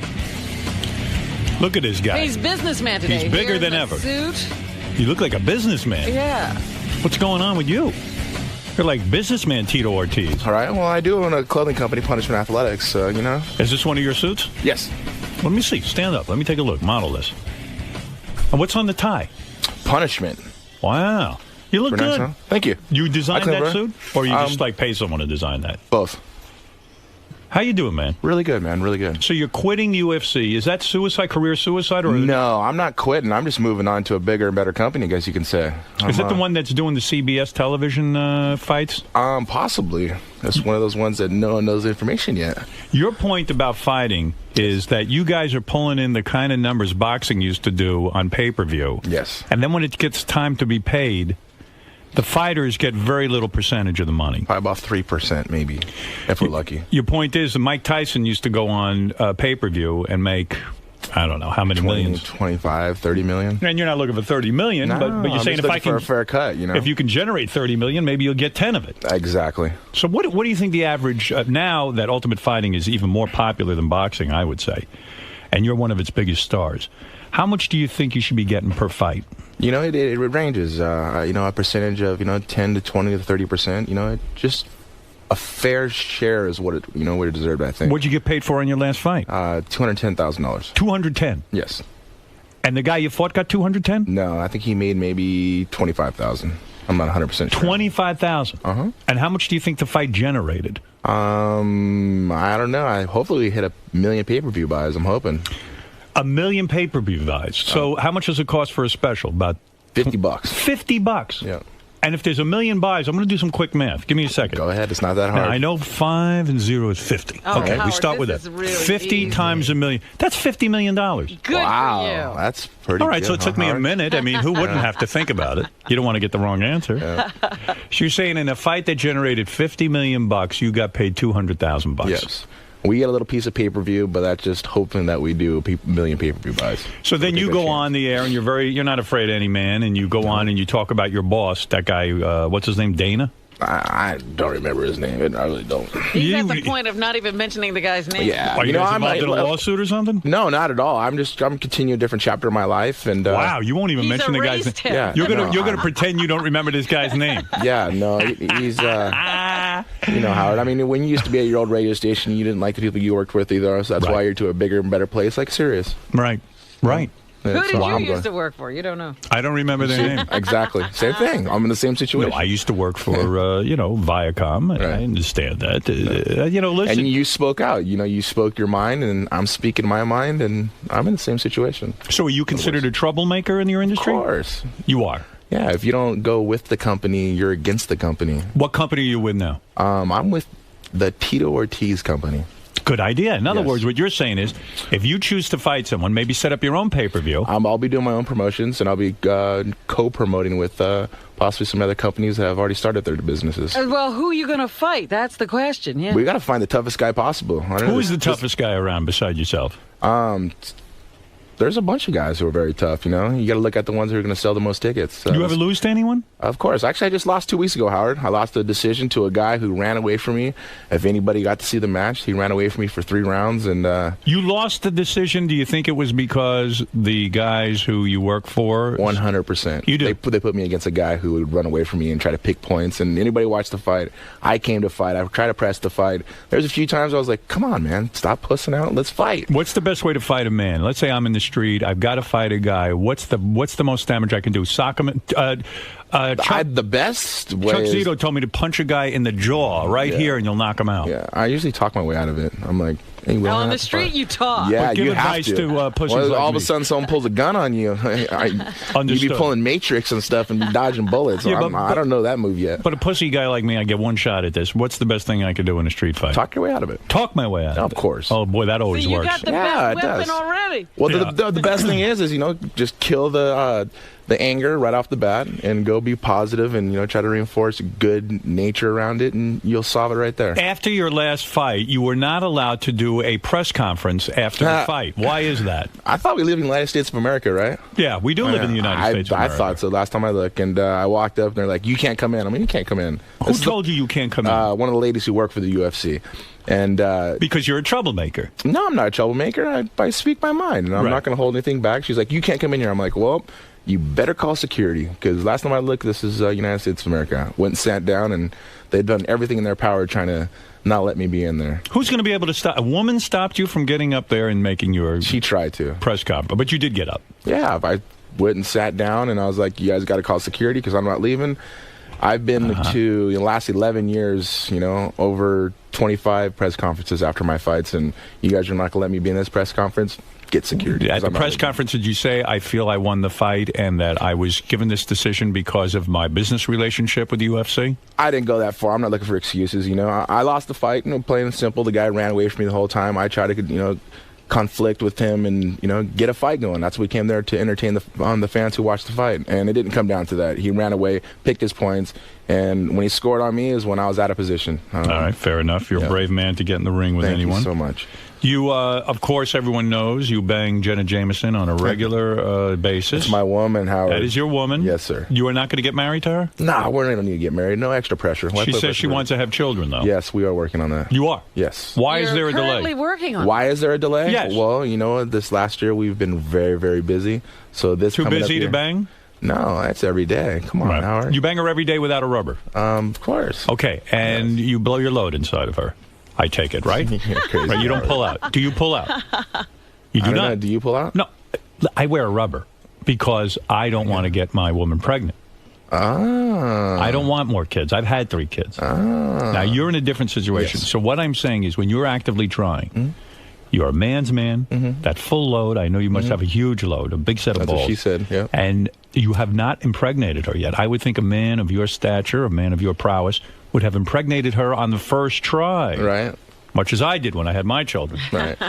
Now, we will. We're working, Is it your problem or Jenna's? I don't think it's either of our problem. It's just, there's a time for God to put us in the right position at the right time. So you blame God? I don't blame God. I blame God for Are you doing the things like taking the temperature every day so you know? We haven't got to that point yet. Right now it's more of it's a fun loving, as you could say. I see. Right, you haven't taken her temperature yet. Yeah. Believe me, that can be fun too. Yeah, right? If you can't conceive, will you adopt? I think the next step after that is, going having someone else possibly having a kid for us. Surrogate? Yes.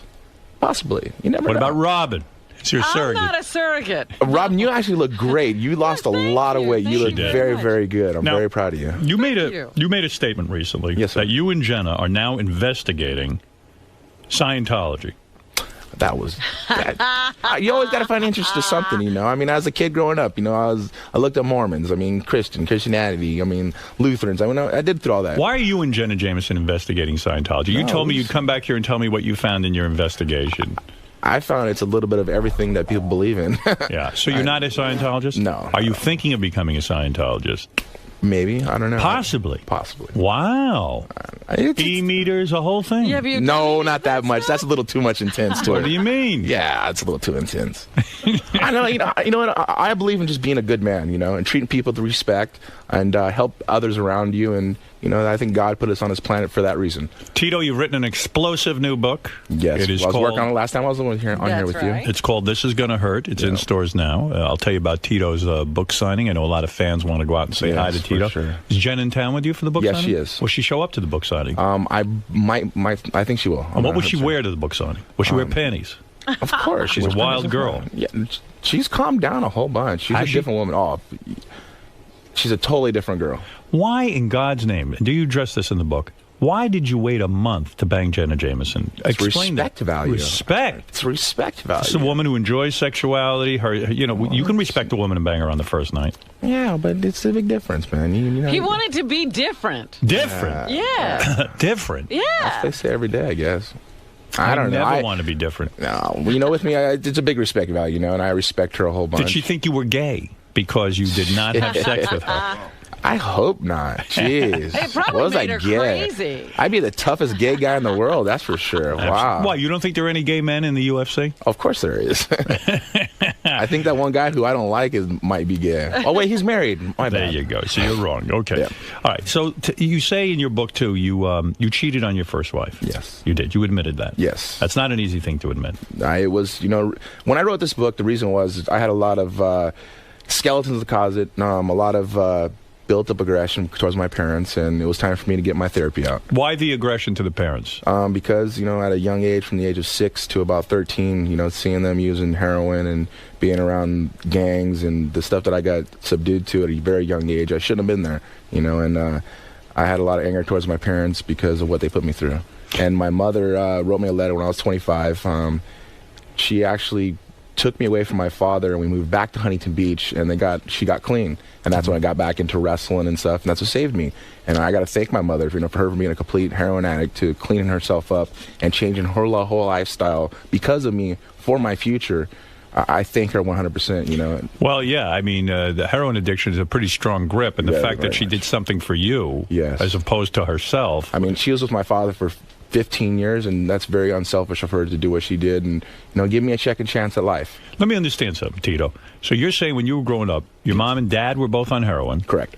And they abandoned you? Pretty much, you know. I would be there to be fed, you know, have clothes on my back to get to school. You know, I never brought people over my house because I was embarrassed because we were living either in a trailer park or living in a motel, or, you know, it's just... Would you go home and see your mom shooting up? And so, I mean, would she try to conceal it from you? Yeah, they try to conceal a little bit, but, you know, you smell the matches burning. I mean, to this point in my life, I can't stand sulfur at all. Right. Sulfur smell, it drives me freaking nuts. It's funny. You could have either gone either way. You could have become a heroin addict and joined in on the action, or rebelled, and you were a strong-minded man enough to say, I'm not going to take this and make this my lifestyle. Oh, for sure. I mean, there was a point in my life, there was 3 choices I had to make, you know. Be dead or in jail. Right. Be in gangs and on drugs. Right. Or be where I am right now.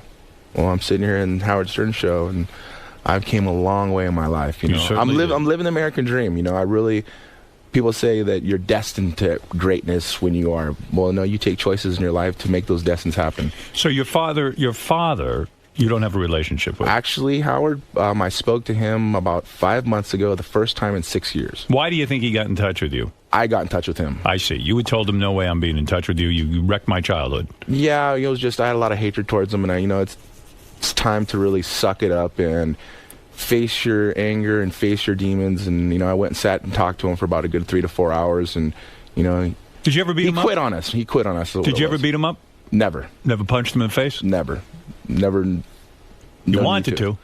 No, I never did. Think that's why you were a great fighter? You were really punching your dad and your mom I in was the a great face? fighter because I have my older brothers, Marty and Jim and Mike, who used to beat my ass every single day. In a way, if they beat your ass and you fight back, you become a great fighter. I remember my brother Marty, asking him, I'd be crying, what do you beat me up for? He's like, so you could be a tough kid and you take care of yourself when you get older. And I was like, gee, what a nice guy. Thanks a lot. Yeah, I think they're But on now I the look at him way. now. Look at now. One of the baddest guys in the earth. So I'm doing something right. Yeah, well, I suppose, but that's a painful childhood. Now, did your father's clean now and all? My father is clean. When I spoke to him, he looked awesome. He looked really, really good. My mother's been clean for, almost 16 years now. And they're Do you both take doing care of great. your parents now? I don't take care of Financially? them. No, I don't. I take care of my ex-wife and my son 100%. Actually, I gave all my money to him. Now it's time to start all over again.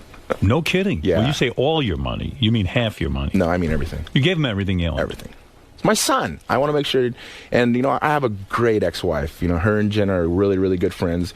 We actually had our birthday party. Could for my never get son them in this bed weekend. together? No, I wouldn't want to do that. You would never it's want to be in different- bed with your See, ex-wife? people are so Jenna? used to, you're Jenna Jameson, the porn star, da-da-da. Right, you must be She having brings a home porn girls to life, you. And, But Tito, but I know there's- Jenna, and I got to Yes. tell you something. She does love women. Not And men. anymore. She's a different woman now, Howard. She I'm telling doesn't you. want to be. But wouldn't She's you in a want different that? chapter of her life. But wouldn't that excite you No. if Jenna was the girl who brought home a girl I'm once in a while? selfish. I'm selfish. You ever I'm go to- very jealous, too, so I'm very selfish. Do you ever go to a strip club with her? We've been a few times. Okay.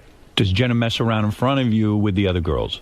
No, not at all. You're kidding me. No, I don't not at all. buy that. Yes, I'm serious. You're telling me that we live normal lives, man. We're normal people, Jenna, like I said, she went to a different chapter of her life now, and she's Wow. over the whole porn thing. She's retired. She's done, and she wants to start a family and do the right thing now. And she's an awesome woman, of course. Howard, you do know her, and I like Jenna very much. Yes. I just would insist that she bring a girl home once in a while. I'm not going to be in a relationship with Jenna if she's not bringing a girl home once in a See, while. you wanted to be in a relationship with the porn star Jenna Jameson. Yes, I do. I think When I Tito first met her, I wants thought the same thing too. But then Really? that was one of those things to have sex the first night, it would have been over. Do you See, think, though, she has to act like a super prude now because she was a porn star? In a way, she has to, go the opposite way to prove to you? Now all of a sudden, she's a Mormon. No, not at all. You got to understand. I mean, She still wears hot Jenna's outfits. a totally different. She's a hot outfit. She's a beautiful ass. Was she? She's Was she still beautiful walking girl. around? Was she still walking around naked for you Yes, and let of you course, all look? the time, of course. Was she masturbate in front of you? We have fun, dude. You we, do? We're very colder with everything with each other and only with each other. Oh. Yeah, I don't we know have a how I fun feel time. about that. I gotta It's think beautiful about love, I mean, we've been together for 2 years now, and Howard said, you're going to last maybe a month or at the most. I did.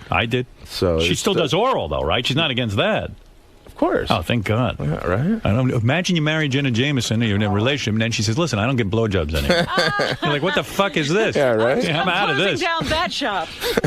I mean, for God's sakes. Well, this is exciting. You got a book. Yeah. You're the barking on- book's doing really good, too. I'm really happy because it was like the opposite side of it. People are so used to seeing the fighter guy that gets in the octagon and the mean Hunter Beach bad boy flipping people off and doing that. It's the This is kid the real who grew you. up.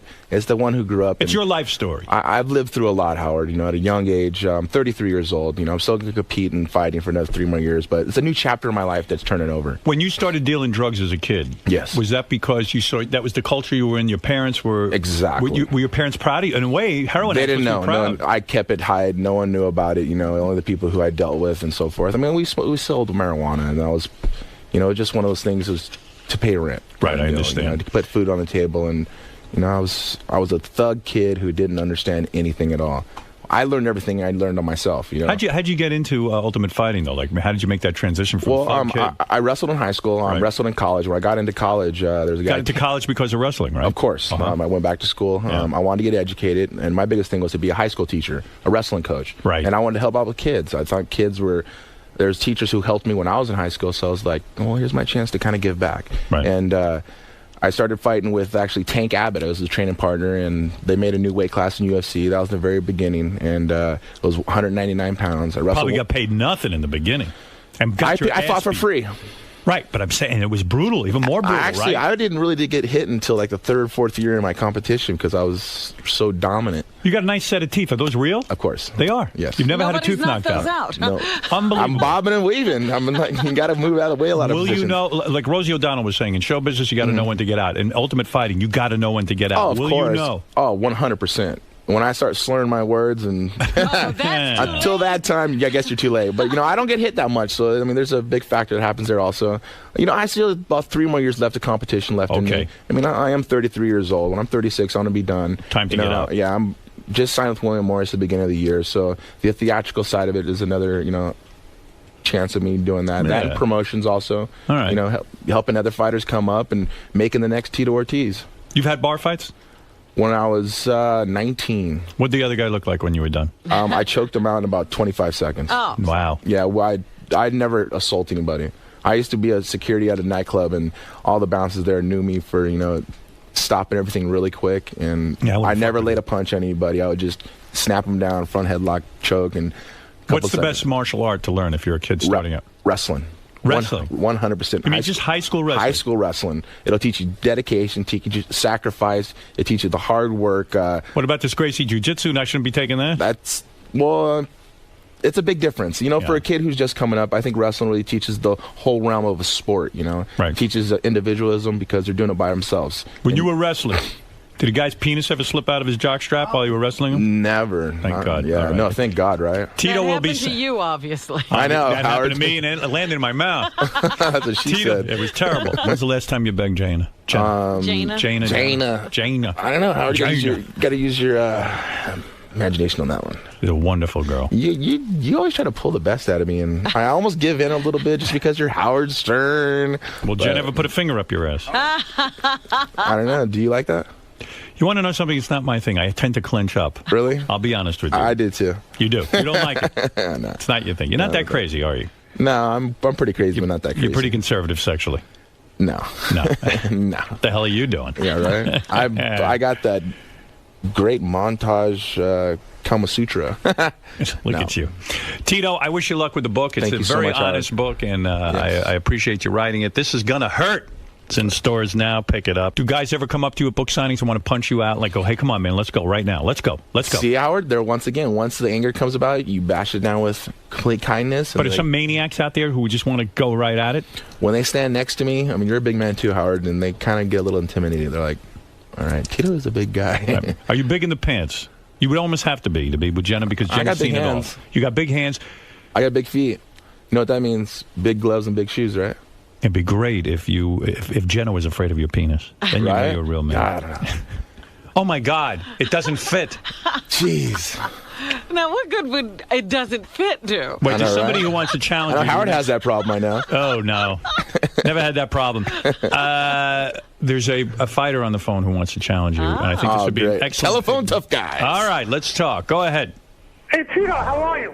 Really good, my man. All right, now I want to challenge you in a fight, and whoever wins will fuck Jenna Jameson. Oh, my goodness. Well, great. You mean Jenna would be the I prize? got a bigger dick than you. You're a pussy. I know I can fight you in the cage. All right, high pitch. Gay Ramon, you're on the air. Go ahead. Yes. Hello? Yes.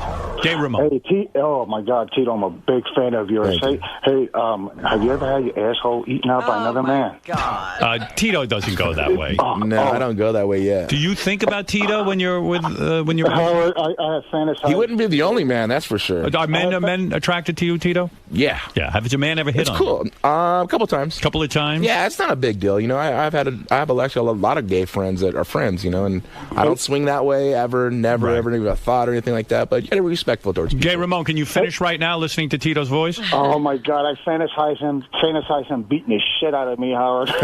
You like that? I've Artie, where are you? Yes, go ahead. Yes, sir. I fantasize about Tito beating the shit out of Gay Ramon, too. You're horrible, Artie.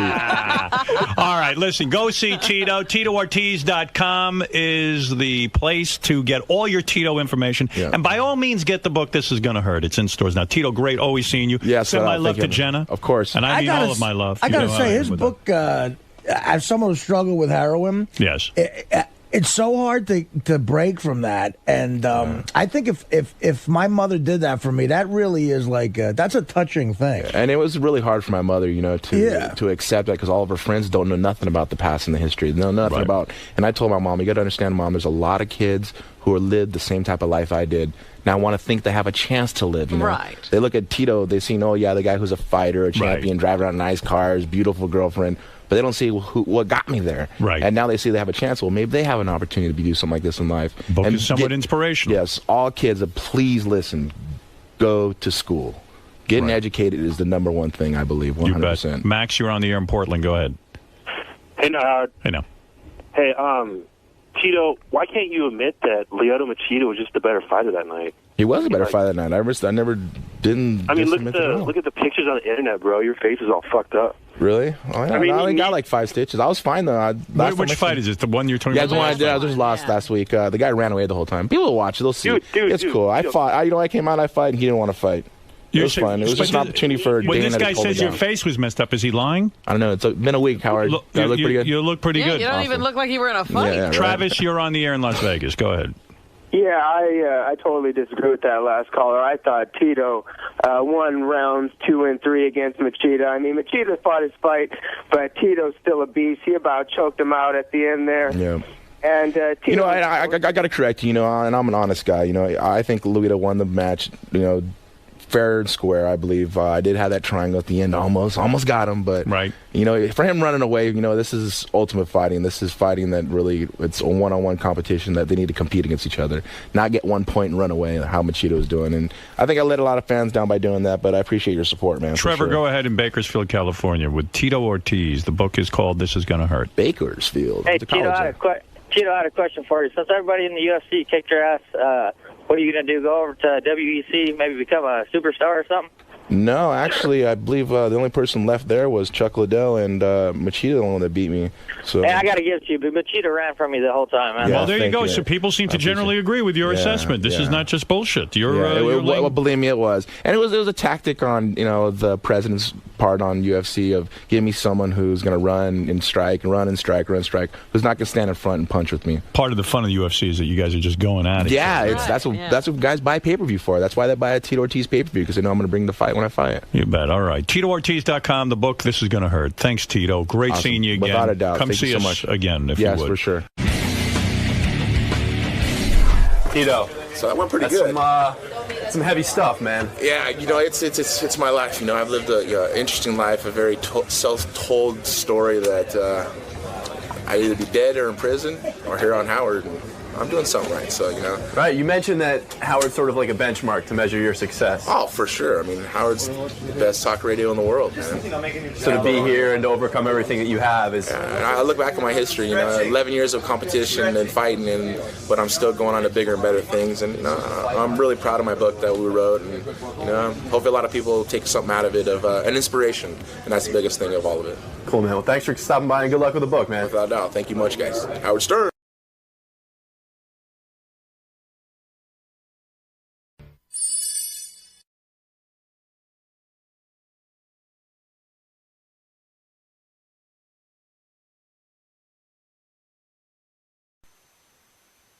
John Hyde and Gary Dell'Abate. The best of the wrap-up show begins now. Hey, it's Ralph, and on Monday's wrap-up show, we're going to be talking about Who Knows Howard Best, the big game we played, and it was really good, and I lost. Let's start off with the big game today, which was between Howard's parents, Ralph Sorella, and Beth Stern, and the big winner was Robin Quivers. Gary, do you think Robin was going to win? No. I did think Robin was going to win. I got to think about that again. I thought Howard's parents know a lot about the camp stuff, but there's a lot of his life that they don't know after he was 21.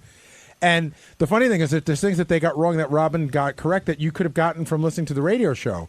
Like the first girl Howard ever slept with, he's told that story a gazillion times. See, I didn't remember that. Yeah, no, he's talked about it a lot. No, you're right. In fact, he even he jokes around. He invites her to movie screenings because he's still always out to impress her. So, if you listen to the show, you could have gotten that one. You see, Ralph came in, he had notes, he prepared, talking a big game, and came up short when it counted. Well, that's the story of my life. But the thing I think is funny is that the person that least wanted to win or at least needed to win won. In other words, Howard's parents want to win because of Howard's parents. Beth wants to win because she's his wife. Ralph wants to win because he needs the money, and he's Howard's best friend. Robin didn't really give a shit, and she won. Yeah, I wake up this morning, and Robin goes, when you said there was $5,000, she goes, oh, I don't need that. was like, oh, you make me sick. And she won. Oh, couldn't be worse. That couldn't have gone worse. Do you think Robin is a gracious winner? Sure. Why not? I mean, you know. You were sort of a sore loser. You admit that, Yeah. right? Oh, absolutely. I had that money spent. I'm telling you. Teddy, Did you really? Did you really? Yes, think I had a buy order in for another $5,000 worth of apples. But did you really think that were you pretty solidly sure you were going to win? I thought I would. I thought Howard's parents would come in dead last, which they did, and I thought it would be a tie between me and Beth. I forgot Robin was playing. Honestly, I realized that yesterday when somebody told me, but. Listen, she spends 5 hours a day with him. So if you ask her who's his first girlfriend, she's going to know that. You know what I mean? But you spend a lot of time listening to the show. And again, that answer was there to have. That particular one was there to have. But she should, Robin should really What did you get wrong? What did you personally get wrong? I didn't know the Robin one. Right. And the water. I mean, I know that he drinks seltzer and cranberry, but that's not his favorite. He always drinks water. But you know what they meant by a drink.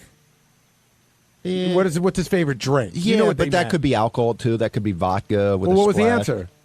What was the seltzer and cranberry? I've seen him drink that, but if it's his favorite drink, how come he doesn't drink it here? Wouldn't you drink that here if it was your favorite drink? It's not his favorite drink. Maybe that's not his favorite morning drink, but it's favorite rest of the day drink, which you spent time with him as well.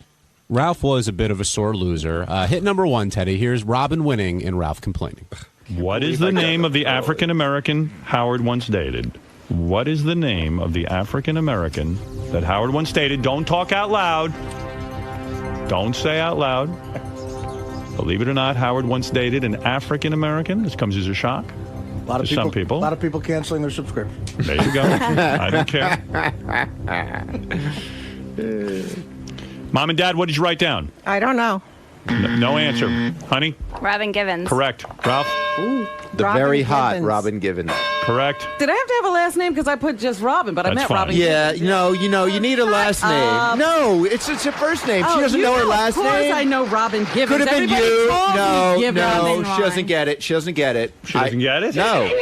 Well, look at the judge. Doesn't get to make the rules. What? The contestant doesn't get Of course to she make got it right. Are you grasping at straws there, Ralph? Did you know you were beat? Well, it could have been the Robin for the first answer. I mean, you know what I mean? She just writes down Robin, she'd be right 2 out of the 10 times. You're like a rat in a cage. You're poked with a stick. Megan Boston, you're on the wrap-up show. No wonder people hate me. I'm a hi. horrible loser. I think I'm the only person who likes Ralph in the world, but I just wanted to call in that he's never on the, well, I never hear him live on the show, so I wanted to just tell you that I really like you, and I don't understand why people don't like you.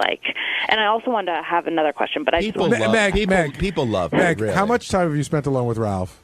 I had no. Is it really different? No, the one-on-one time versus I think he's it's so even better. interesting. It's even better just hanging out with me. And I like how opinionated he is. He brings something to the table, The best Ralph to hang out with is the one that's not on the radio. Well, Great, Ralph not on the radio is fun, funny, and a nice guy. It's a guy on the radio that's brutal. Oh, see, I love the that guy on the Ralph radio. horrible? I think he's the best. He's so honest. What's your other question, He's so Meg? funny. No, let her I go wanted on. to find Why are out you moving about. her along? We're short on time. Go ahead, Meg. Okay, so I wanted to find out how you guys how you and Howard became best buddies. What's your meeting story? Well, first of all, I want to know because this is a story that you and I have had a disagreement on. How did you come to the show?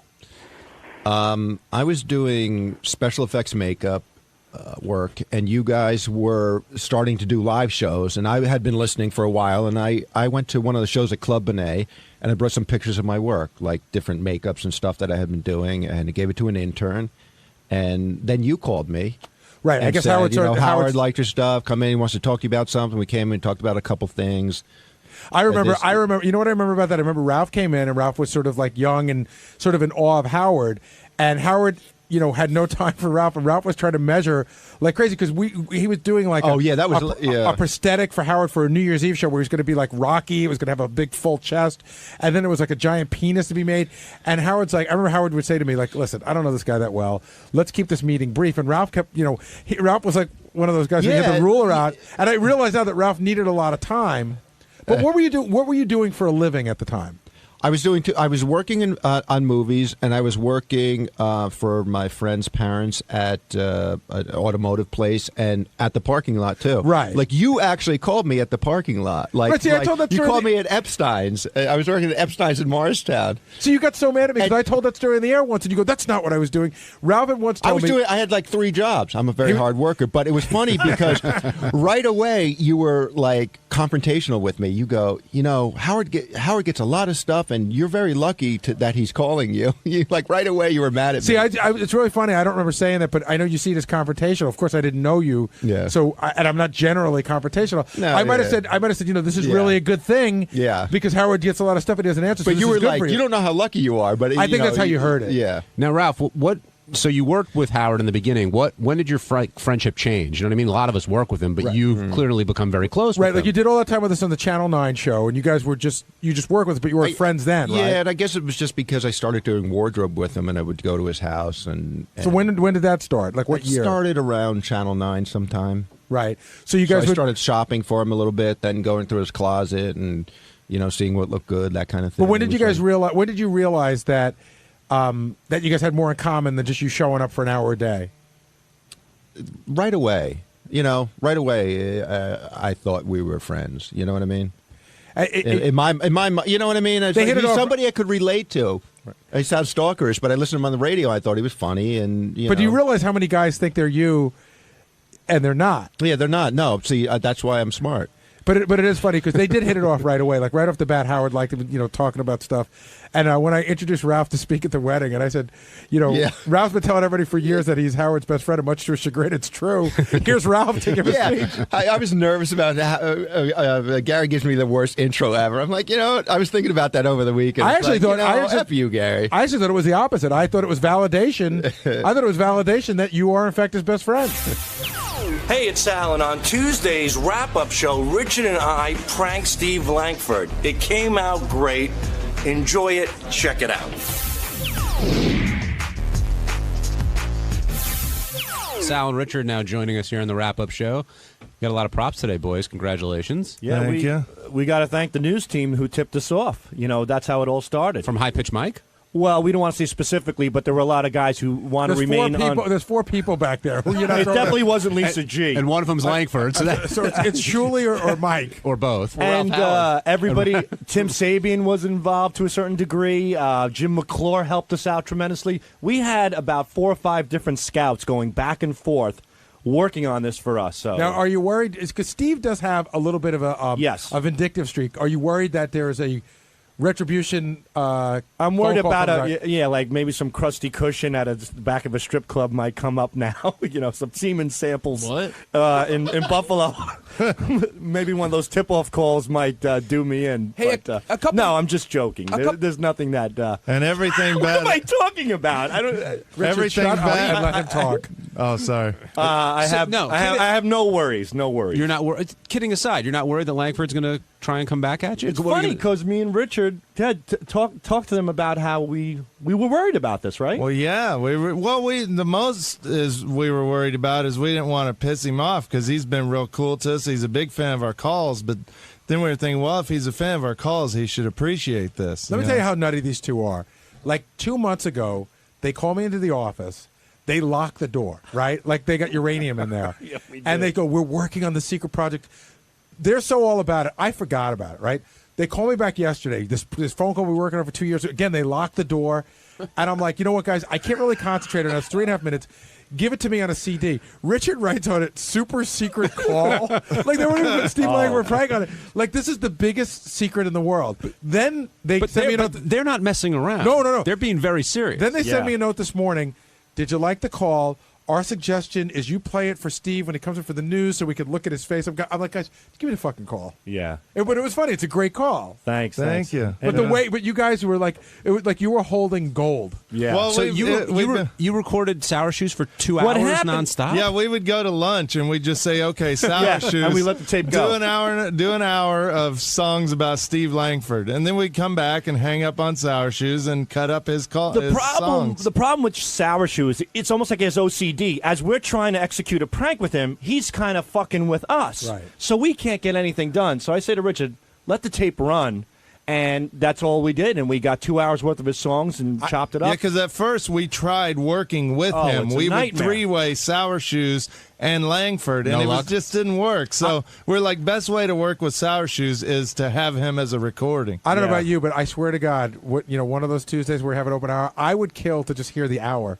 Like, I would love to hear from 7 to 8 o'clock at night the hour that you guys went to lunch and what Sour Shoes did for an hour. We can give you the uncut version of it. Is it just him going on and on? and on and on. Once in a while, you hear him like fidget with something in his bedroom, or his mom will yell in the background or something. Sometimes he'll call me all day, and it gets to the point, instead of me hanging up, I just put him on hold. And then like an hour and a half later, after doing my work, I'll go to the phone and forget. I pick it up, and there he is in the middle of the song. If you guys get a chance tomorrow, can you pull some of the outtakes of his mother yelling at him? I would kill to hear that. Sure. And it's funny, too. I don't know if Steve has this on his phone, but me and Sal had new office phones put in because of Sour Shoes, where you can send calls right to the voicemail. Like there's a button where the phone won't ring, because Sour Shoes got to us, too. So we just got these new office phones where he can't get a hold of us. And another thing that made the call so great wasn't just Langford's reaction, which was hysterical, but the songs he picked and when he came in on them were fantastic. No, the good for Langford that this is finally done, because he's been going through hell, and I'm glad it's done, and our listeners, our millions of listeners, won't call Sirius and get Steve's office number and just start doing this.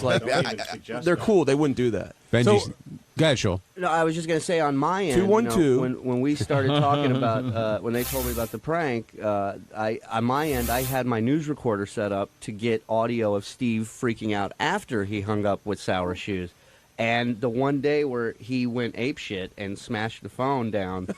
I stopped recording Steve. I was like, he may throw that shit at my head. Like, I don't know. He's so passionate about his job, and the fact that Sour Shoes was stopping him from doing his work, it was killing him. He would walk to Brad's office, our news director, once, twice a day to go complain about Sour Shoes. I have the audio of him throwing his phone. It sounds kind of funny. I didn't put it in the call because you can't really tell what it is unless you set it up saying, this is when Steve throws his phone, but it sounds pretty funny. There was a point where Steve Langford came into our studio, and me and Richard, we'd have everything set up where I'd have a sound bite up of a prank call in the works, Richard would have a song up, and when Steve walked in, we would hit that and put on our headphones and pretend we were working. That's how paranoid we were about and it. he got a little suspicious one time and came in like a month or two ago, and we, just played it off. I pretended I was in the middle of recording a Robin song and stuff. But I just said that. Yeah, well, no.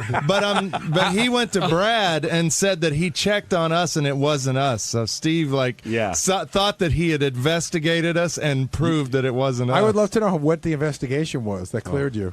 Now, how long were you working on this thing? About 2 months. 2 or 3 Howard heard it before the wedding, and he came into the studio, goes, "What are you working on, boys?" And we played a little piece of it, and he loved it. And then when, I think, prior to the vacation, he said, "Is that bit ready?" And I said on the air, it wasn't.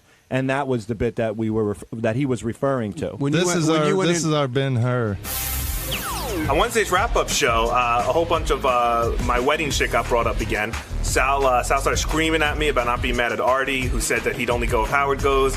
Sal obviously doesn't know what a joke is. But anyway, it just turned into a whole bunch of yelling between me, Richard, Sal, and Gary about my wedding. I can't wait for this bullshit to be over.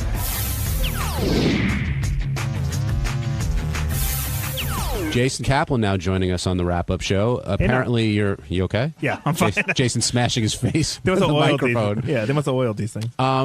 Apparently, your wedding is now a huge controversial matter. Let's go through this very quickly. Okay. Howard says that Robin announces that she's going to have a +1 at your wedding. Right. Howard reveals he will now be attending your wedding, although you weren't sure if he was going or not.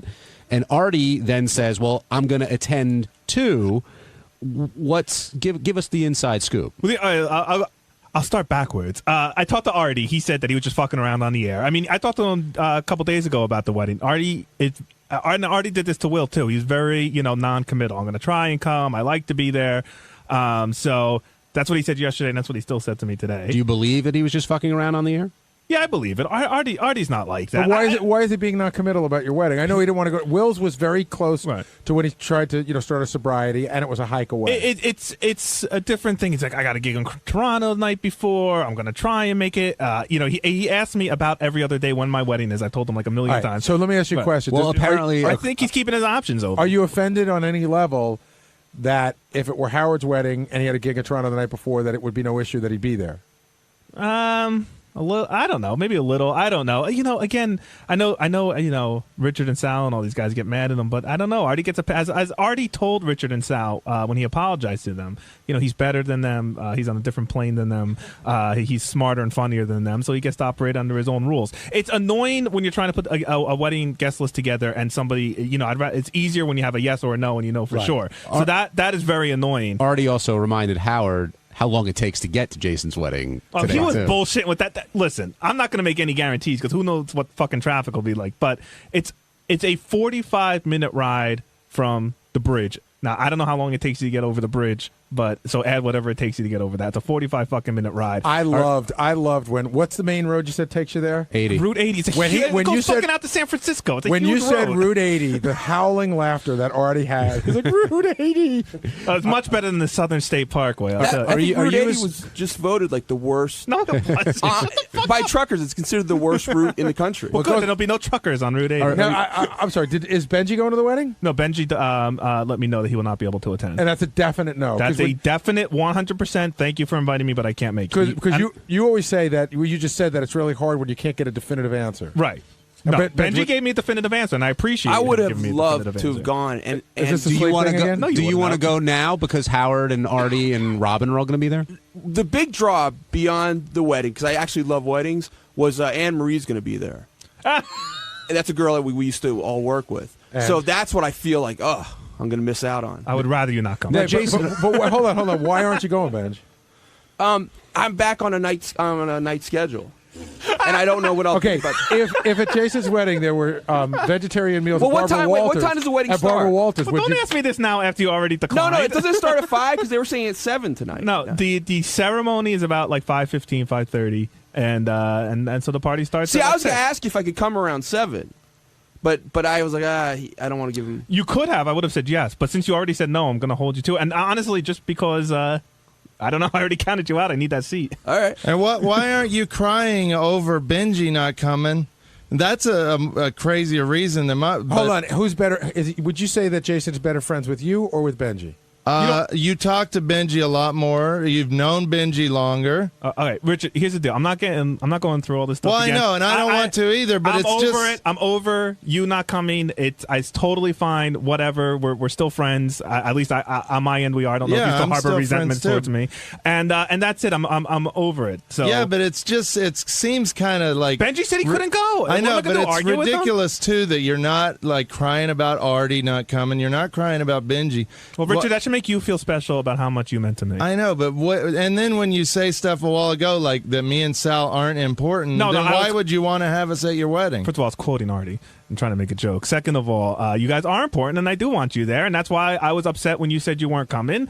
And you should take it as an honor that when you said you weren't coming, it upset me more than anyone else so far who said they weren't coming. It wasn't, and again, I don't want to bring it all up again, but I think, Richard, it wasn't that you weren't coming. It was the reason why you weren't coming. Yeah, but the reason hold on. The reason I'm not coming is just as good of a reason as why anybody else is not coming. No, well, it's not.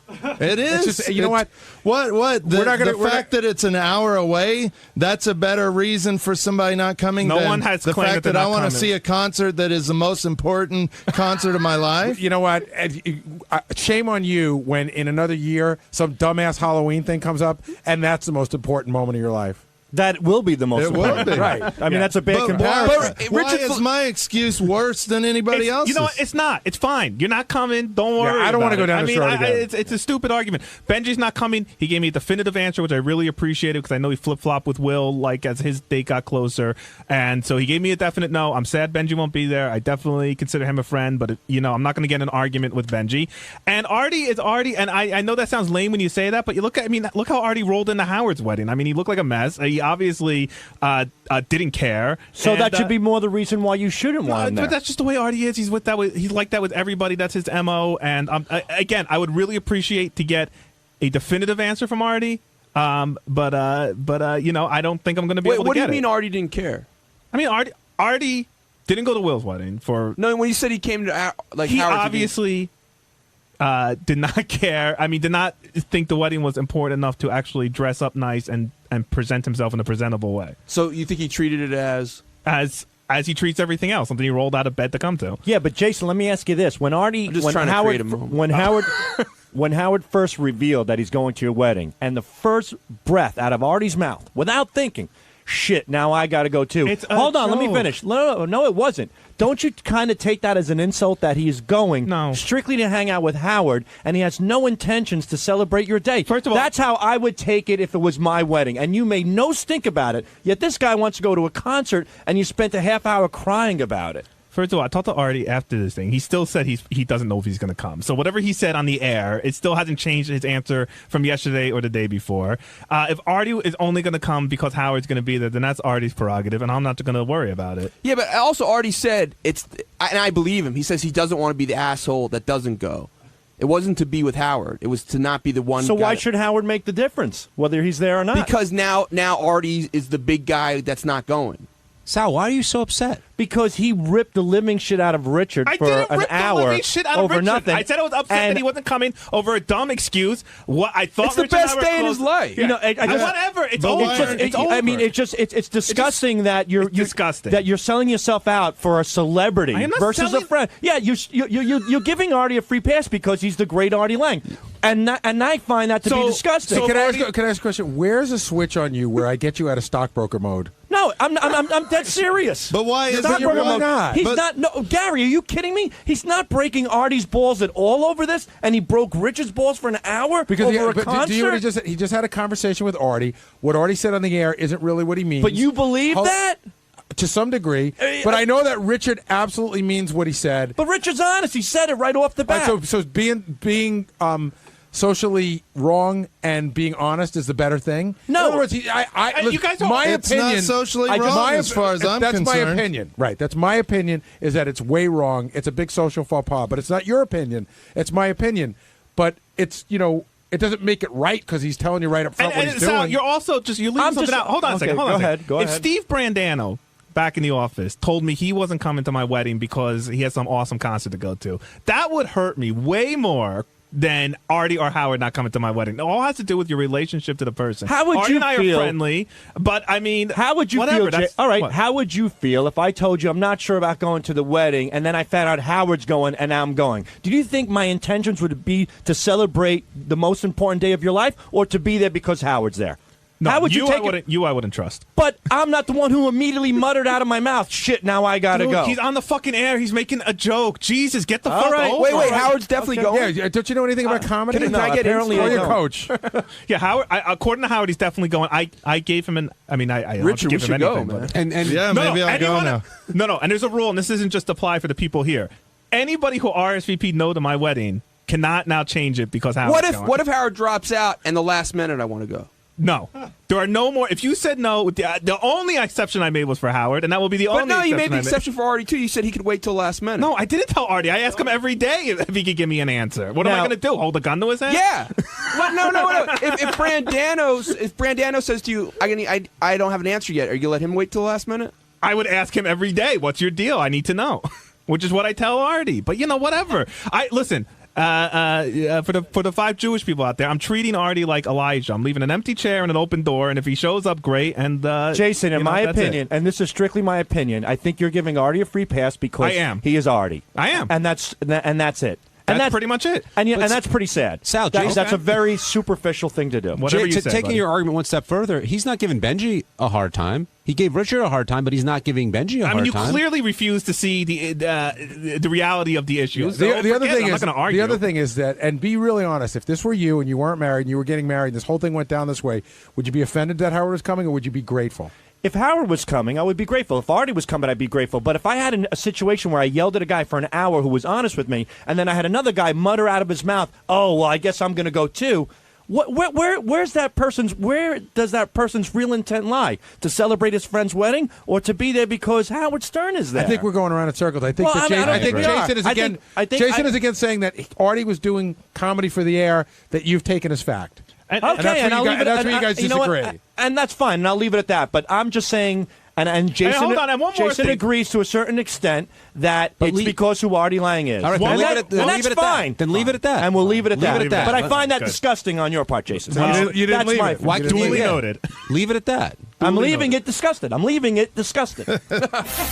Hey, this is John Hine, and on Thursday's wrap-up show, we got to talk about Maureen McCormick. You may not know that name.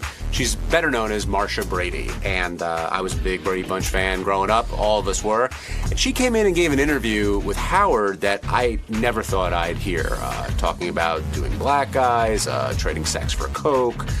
She actually said the word cunt. And that's not the Marsha I knew, but we got a kick out of it and talked about Marsha, and, well, here's what we said. The big guest today, Marsha Brady, Maureen McCormick, and Gary and I were looking forward to this interview quite a bit. We were. This is so in my zone, my era. This is what I grew up with. In fact, I was surprised. I think she's 52 years old. I thought she was my age. I guess I'm more on a par with Jan than I am with Marsha. But I mean, I love that.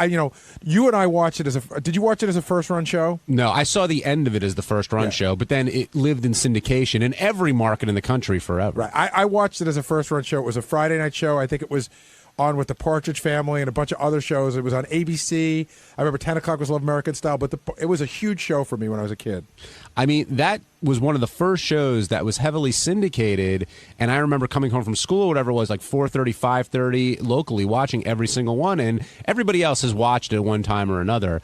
And one of the things about the show is that you saw those kids grow up. Like, Maureen started when she was 12, and then left when, I guess, a few years later. And who can forget Bobby's performance of It's Time to Change? I know what you're saying, John. Gary and I can really geek out over this. So Maureen McCormick comes in, and she did Celebrity Fat Camp or whatever it is.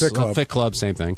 And we weren't sure sort of how she would look, but I thought she looked pretty good. She looked pretty good. Listen, she could stand to trim a couple of pounds, but she's thinner than she's been. I said to John, a cute face trumps a lot of stuff. She does a very, very beautiful face and a great smile. She's got a pretty bubbly personality. Again, John's going to get into it. She talked about a lot of things today, and you're sitting there and listen, you can call her whatever you want, but Marsha Brady is talking about, doing black dudes and anal and all sorts of stuff. Yeah, it's Marsha Brady. I mean, Barry Williams has the same problem. He's Greg Brady, right, and he's sort of embraced it, and I was curious to see how Marsha would take to that. Would she be annoyed by it or embrace that kind of life? And she seems to be all right with it. Yeah, I wanted Howard to press her on it, and he did. I thought it was like one of my favorite moments on the show was when we had Ringo on the show, and Vinny Favale was just annoying the shit out of him. And he goes, Howard goes, let me ask you a question. Does it ever get tiring? He goes, is it ever too much? And Ringo had this long pause, and he goes, it is. It does it gets to be too much. And I thought Maureen would be like being called Marsha would be too much, but she's still digging it. Yeah, she absolutely dug it. And another interesting thing, what she remembered and what she didn't remember. I know she did a lot of coke, and I know it's convenient sometimes to block out stuff and to really block out stuff. But do you know anybody who doesn't remember the first person they slept with? Maureen McCormick, apparently. Exactly. But I don't know if I doubt her story. I mean, she definitely had a wild life. But Artie and I were saying, she was saying that her nickname was Hoover for coke. And I said maybe it was a nickname for another reason. He said, there's no good reason for a woman to have the nickname Hoover, one way or the other. So true. But when you look at her face, you just see Marsha Brady. A very sweet girl. Very sweet. Who's not a girl, a very sweet 52-year-old girl. What'd you think of that little hug and kiss not to jump ahead, but that hug and kiss she gave Howard at the end? She was digging him. Absolutely. Yeah, she was digging him. And it made you wonder that if you had coke back then, you could have had Marsha Brady. Rick in Pittsburgh, you're on the wrap-up show. Hey, guys. Hey, Rick. Wanted to comment on Maureen McCormick and to make a suggestion for Howard 100 News.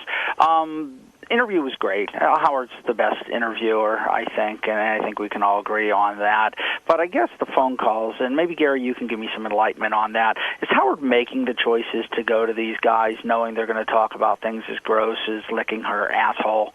I guess it's hard to say because, he may or may not. Listen, Howard could look up on the board. Since I've done the wrap-up show, I've learned that people will call in and say that they're going to talk about one thing and then switch gears. Right. But yeah, he might have known what they were going to talk about. But the thing is that Maureen, again, without the visual, it's hard to tell. She was totally up for stuff today. She could handle anything. I think she's gotten to the point where she's like, you know what, Marsha Brady's ready to talk about everything. And to get a little bit inside, when we have a screen here, we get maybe 6 to 10 words of what you're going to talk about. So if it says, Rick thinks the callers were rough on Maureen, and then you start talking about something else, I have no way of knowing that. With Howard, it's the same. But I think callers are less likely to shift gears on Howard than they would on our show. Right. And I think there was that one guy called, got through 3 or 4 times. He wanted to say the C word.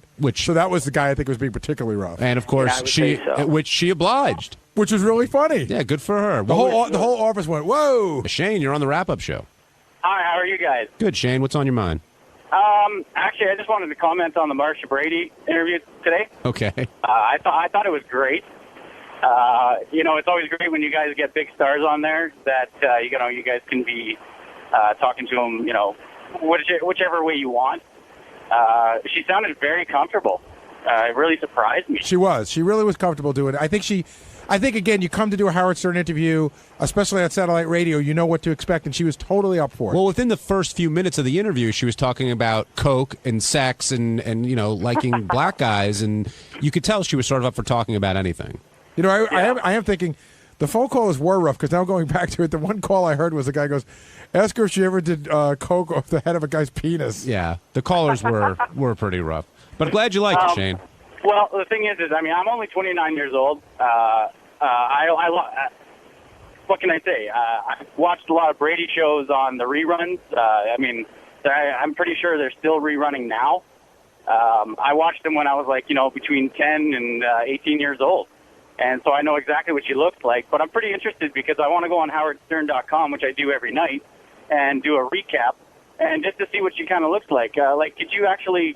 can you give us specific details on exactly, did she look pretty good for being the age that she is? She looked very good. The thing with her that she's never going to be able to live down is that everybody's memory of her is from 12 to 18, and she's just not 18 years old anymore. She's 53. But I think she looks good. Again, I think she's got a really, really beautiful face. I said she probably could have stand to lose a couple of pounds, but she's already lost a bunch of weight. She looks better than she did when she went on Celebrity Fit Club. She's thinner. I agree with that. And you can see that 18-year-old in her 52-year-old face. But she's not 18 anymore, and that's the person I think everyone's expecting to see. She sounds like she has a great personality to her.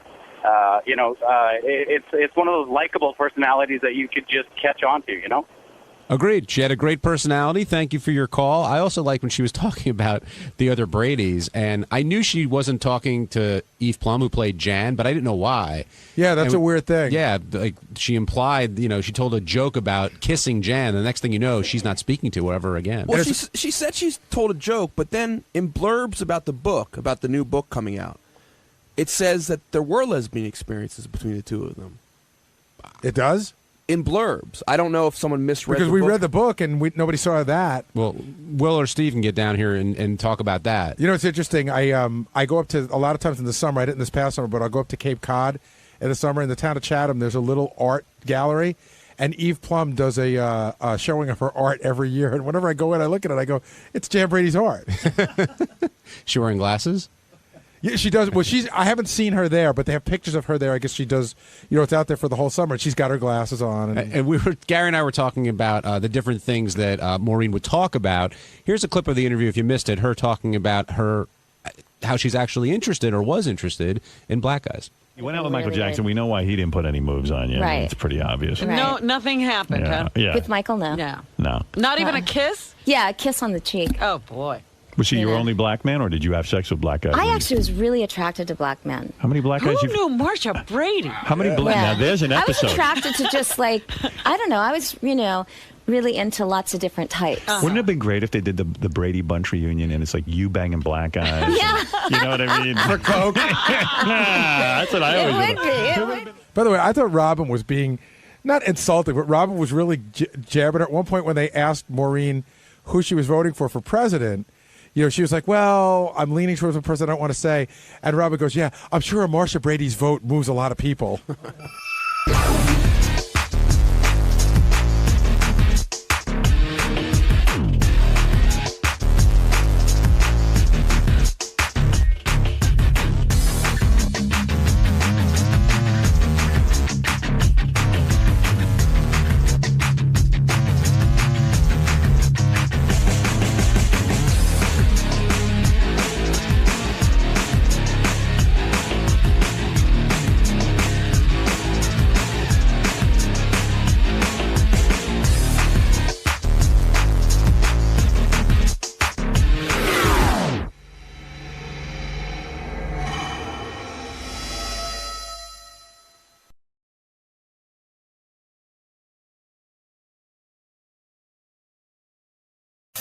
This is the best of the wrap-up show. A recap and behind-the-scenes look with John High and Gary Dell'Abate. The best of the wrap-up show begins now. So on Monday's wrap-up show, we were talking about the guests that were on the show, and one of the guests was a transgender person, and somebody called in who was a transgender person, I presume, and said that they had a vagina. And I said, I don't think you have one because it can't be a workable thing. And we got into this whole altercation where she was mad at me, but I wasn't mad at her. I was just trying to bring out a point. But you should check it out and see what happens.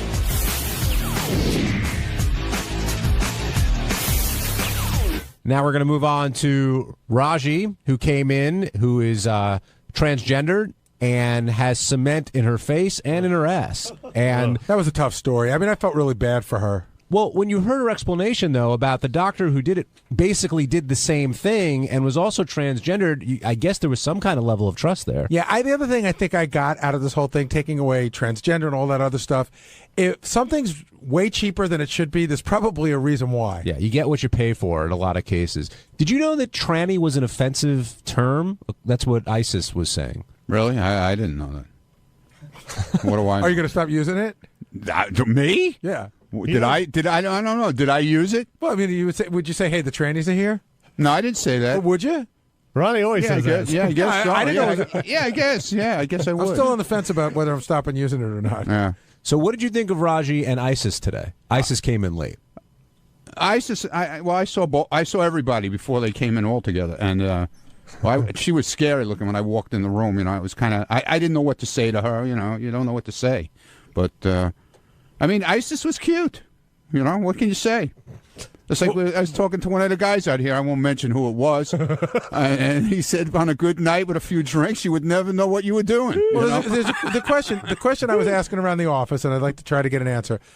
ISIS is, for all intents and purposes, a woman now. Right, she has a fake vagina. So if you marry ISIS, does that make you gay? It's the same silence I got from everybody else. If you're legally, you're gay, and technically, you're. Yeah, I think you're definitely committing a gay act. I think, but it depends if your desire for her is as a woman. Then you're not. I don't think. Yeah, but what would be the difference if you didn't know that she had the operation? That's what I'm saying. And you met her in a bar and you tried to pick her up, and then found out she had a cock. Well, if you, it's still the same difference. You're still going out with a guy. No, that's what I'm saying. Technically, it's a gay act. She's got a fake hole there it's now. Technically a gay act, but I think if someone desires her because they think she's a woman or think he's a woman, then they're doing it for a heterosexual reason. Yeah, but still, I mean, it's a gay act. I agree with you. But there's nothing wrong with it if that's what you're into. I don't think so either. How is it a gay act if she's a woman now? Well, I mean, like if a man rapes you, you had a homosexual act, right? Yeah. Yes. But you didn't desire it. What I'm saying is that, is she a woman now? She's had the full sex change operation. Is she a woman, or is she a woman that used to be a man, which we know She's to be still to me, she's still a tranny. But she's got all the working parts of a woman. No, they don't really work. Now you know that. Now stop it. How do you know that? They don't work. Experience? No, they don't work. How could they work? How could you say they don't work? How do you know that for a fact? Dude, the way remember when somebody, I forget who it was, explained how the operation actually works? Yeah, it's not. Dude, it's still a guy. I think it's nice to treat her as she wants to be treated, as a woman. However, every cell in her body is a male. I just think it's my favorite part. That's actually wrong. Uh-oh. Wrong. Okay, who's this? This is Diane in New Jersey. Yes. What was your original name, Diane? How you guys doing? It's kind of ironic that the first time I actually finally get through, and after listening since I don't know the early '80s, it's to criticize. Diane, Diane, were you born a woman? No, I was not. But there's just it's really kind of ironic that so many Howard and you guys are also gay and lesbian friendly, and you seem to really know your stuff. But when it comes to trans people, you are like completely clueless. Well, I mean, how are we first clueless? off, it's not a gay act. Okay, number one. Okay, I've been married to my husband. It's going to be 10 years now. He dated exclusively, women that were born women. All before that, and when we have sex, like he puts his penis in my vagina. So I don't see how that could be seen as gay. Well, I think Diane, Ronnie says that there's no way your parts can work. Right. Well, your vagina used to listen, be. Ronnie doesn't have my parts. I have my parts, and they work. But work how? In other words, you don't feel it. I'm sorry. There's no way. Yeah, I feel it. Believe me. Yeah. Maybe Well, you how feel. would you not feel it? Maybe you feel the pressure of it going in. No. There's no way you feel the same thing a girl feels. I'm sorry. How it's would you know impossible. that? Oh, please. How is it impossible? I've heard doctors This is talk like about arguing- this stuff, is like dude. Come on arguing now. with an idiot. Hey, Diane. Yeah. How would you, in a short sense, define a gay act? Two men or two women doing something together. So, sexually. a lot of people would technically consider you biologically a man. Right. In other words, Diane, if you were going to the Olympics, say, and it had to scrape your cells, would your cells come up as a woman or a man? Well, chromosomally, they're male, but everything else is female. I mean, here's the thing: you're getting hung up on like one thing. I mean, do you go around testing the chromosomes of every person that you've ever met? Actually, look, Diane, I'm not knocking you at all. I don't, whatever turns everybody on, it's fine with me. It doesn't bother me. It's not even. No, I'm not talking. I'm just trying to bring something out. Listen to your voice right now. Yeah. You do not sound like a woman. I'm sorry. Well, that's because I'm sorry. you knew that before you. That's because. Oh no! As soon as you got on the phone, I knew when he said hi, I knew you were a guy. Diane, I got to go with Ronnie on this one. It says on the board, it says Diane from New Jersey, and it says Howard Stern supports gays but gets weird around transsexuals. So I thought we were talking to a woman. The reason I asked you were you born a woman was because I did hear it in your voice. Here's the question: do you like popping but here's the pimples thing, on your Gary, husband's back? I'm sorry, John. I didn't. That What was is the question? It's okay. Go ahead. Say what you're going to say, Diane. The reason is, of course, you had that specter raised in your mind. I can tell you honestly, I'm on the phone, normally all the time. Never, ever does anyone ever say sir or mister or anything like that. It just doesn't happen. And this is, I'm talking, it's been, I transitioned over a dozen years ago. Well, Diane, why do you feel that Howard, you said, supports gays but doesn't support transgendered people? Well, because he doesn't know. I mean, he gets like really weirded out, and he uses the wrong terms. He doesn't understand the difference. You guys were just saying before, you don't even understand like why tranny is offensive, or like you get an idiot like Ronnie there that thinks he knows how my parts work. Hey, we're getting towards the show. First of all, I don't know why you're calling me an idiot. I didn't insult you. I'm trying to talk to you in a nice way, and now you're calling me an idiot. Okay, we had what's her name? What's his name comes up here? What's her? Our old friend, the one who got Siobhan. Okay, she came up here with her and showed us her thing. That's no way that thing is real. It smells. There's no way it works. Okay, You're talking about she's got to wash it out with a hose. Have we Okay. ever done a contest where we have just the vagina and try to pick out the fake one? No, but Ronnie, you understand why Diane's offended. Basically, you're I'm saying not you said trying she has to a fake. You said she has a fake hole. I mean, you don't see why she'd be offended by that? By calling it a fake hole? Well, because to her, what clearly do it you, isn't. John? What do you call it? What do you call it? Do you think it's real? Do you think she feels anything? You're asking me. I'm asking you now. What do you feel? Ronnie, I haven't gone through the experience of having that done to me. I don't know how it feels. Well, what's your gut feeling? Thank you, John. I'm listening to when Siobhan talks about it, who had the same operation, basically said she really doesn't feel anything. Well, and Siobhan had to keep a stent in it to keep it open. Remember? John, gun to your head. Give me an answer. Hey, Diane. Come on, John. Diane, if I spray myself black, wear an afro, learn to dance, am I technically black then? No, you're just Benji. Oh my God! No, you're still Benji. Diane, real quick, we only have 30 seconds. Go ahead, make your final point. Well, the point is right there what Ronnie was saying. Just like anything else, there are good doctors and there are bad doctors that do that kind of surgery. And Siobhan obviously is kind of a nutcase to start with. Most people, like me, I'm married. I have kids that go to school. I do all the normal stuff. My neighbors don't know. My friends. It's just something that happened in my past. Diane, can I ask you a quick question before we end? Sure. You say you have kids, okay? Yes. Did you give birth to these kids? No. Okay. The defense rests, Your Honor. Diane, thank you for calling in. Thank you. What if she had, Ronnie? Checkmate, Well, Ronnie. then I say it works. Then I'll say it works. Hey, it's Gary Delabate, Baba Booey. On Tuesday's wrap-up show, we talked about the bad day that I was having, how Howard yelled at me, how I yelled back at him, how Howard was mad at me for going to the Springsteen show, how DePace agreed that I shouldn't have gone to the show, and all the crap that went on the show that day. Here's how it went.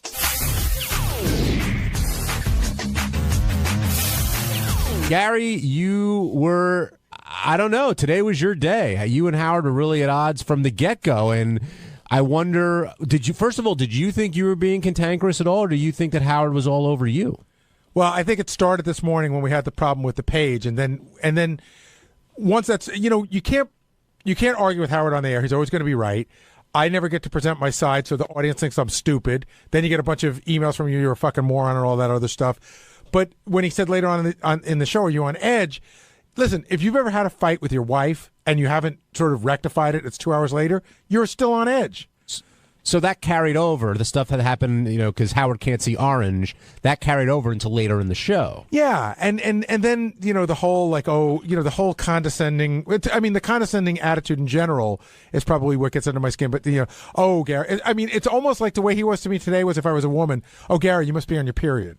You know what I mean? It was like that condescending. Well, did you think it was that way from the Page stuff or later on with the tickets? Later on. But even in the Page stuff, it got condescending.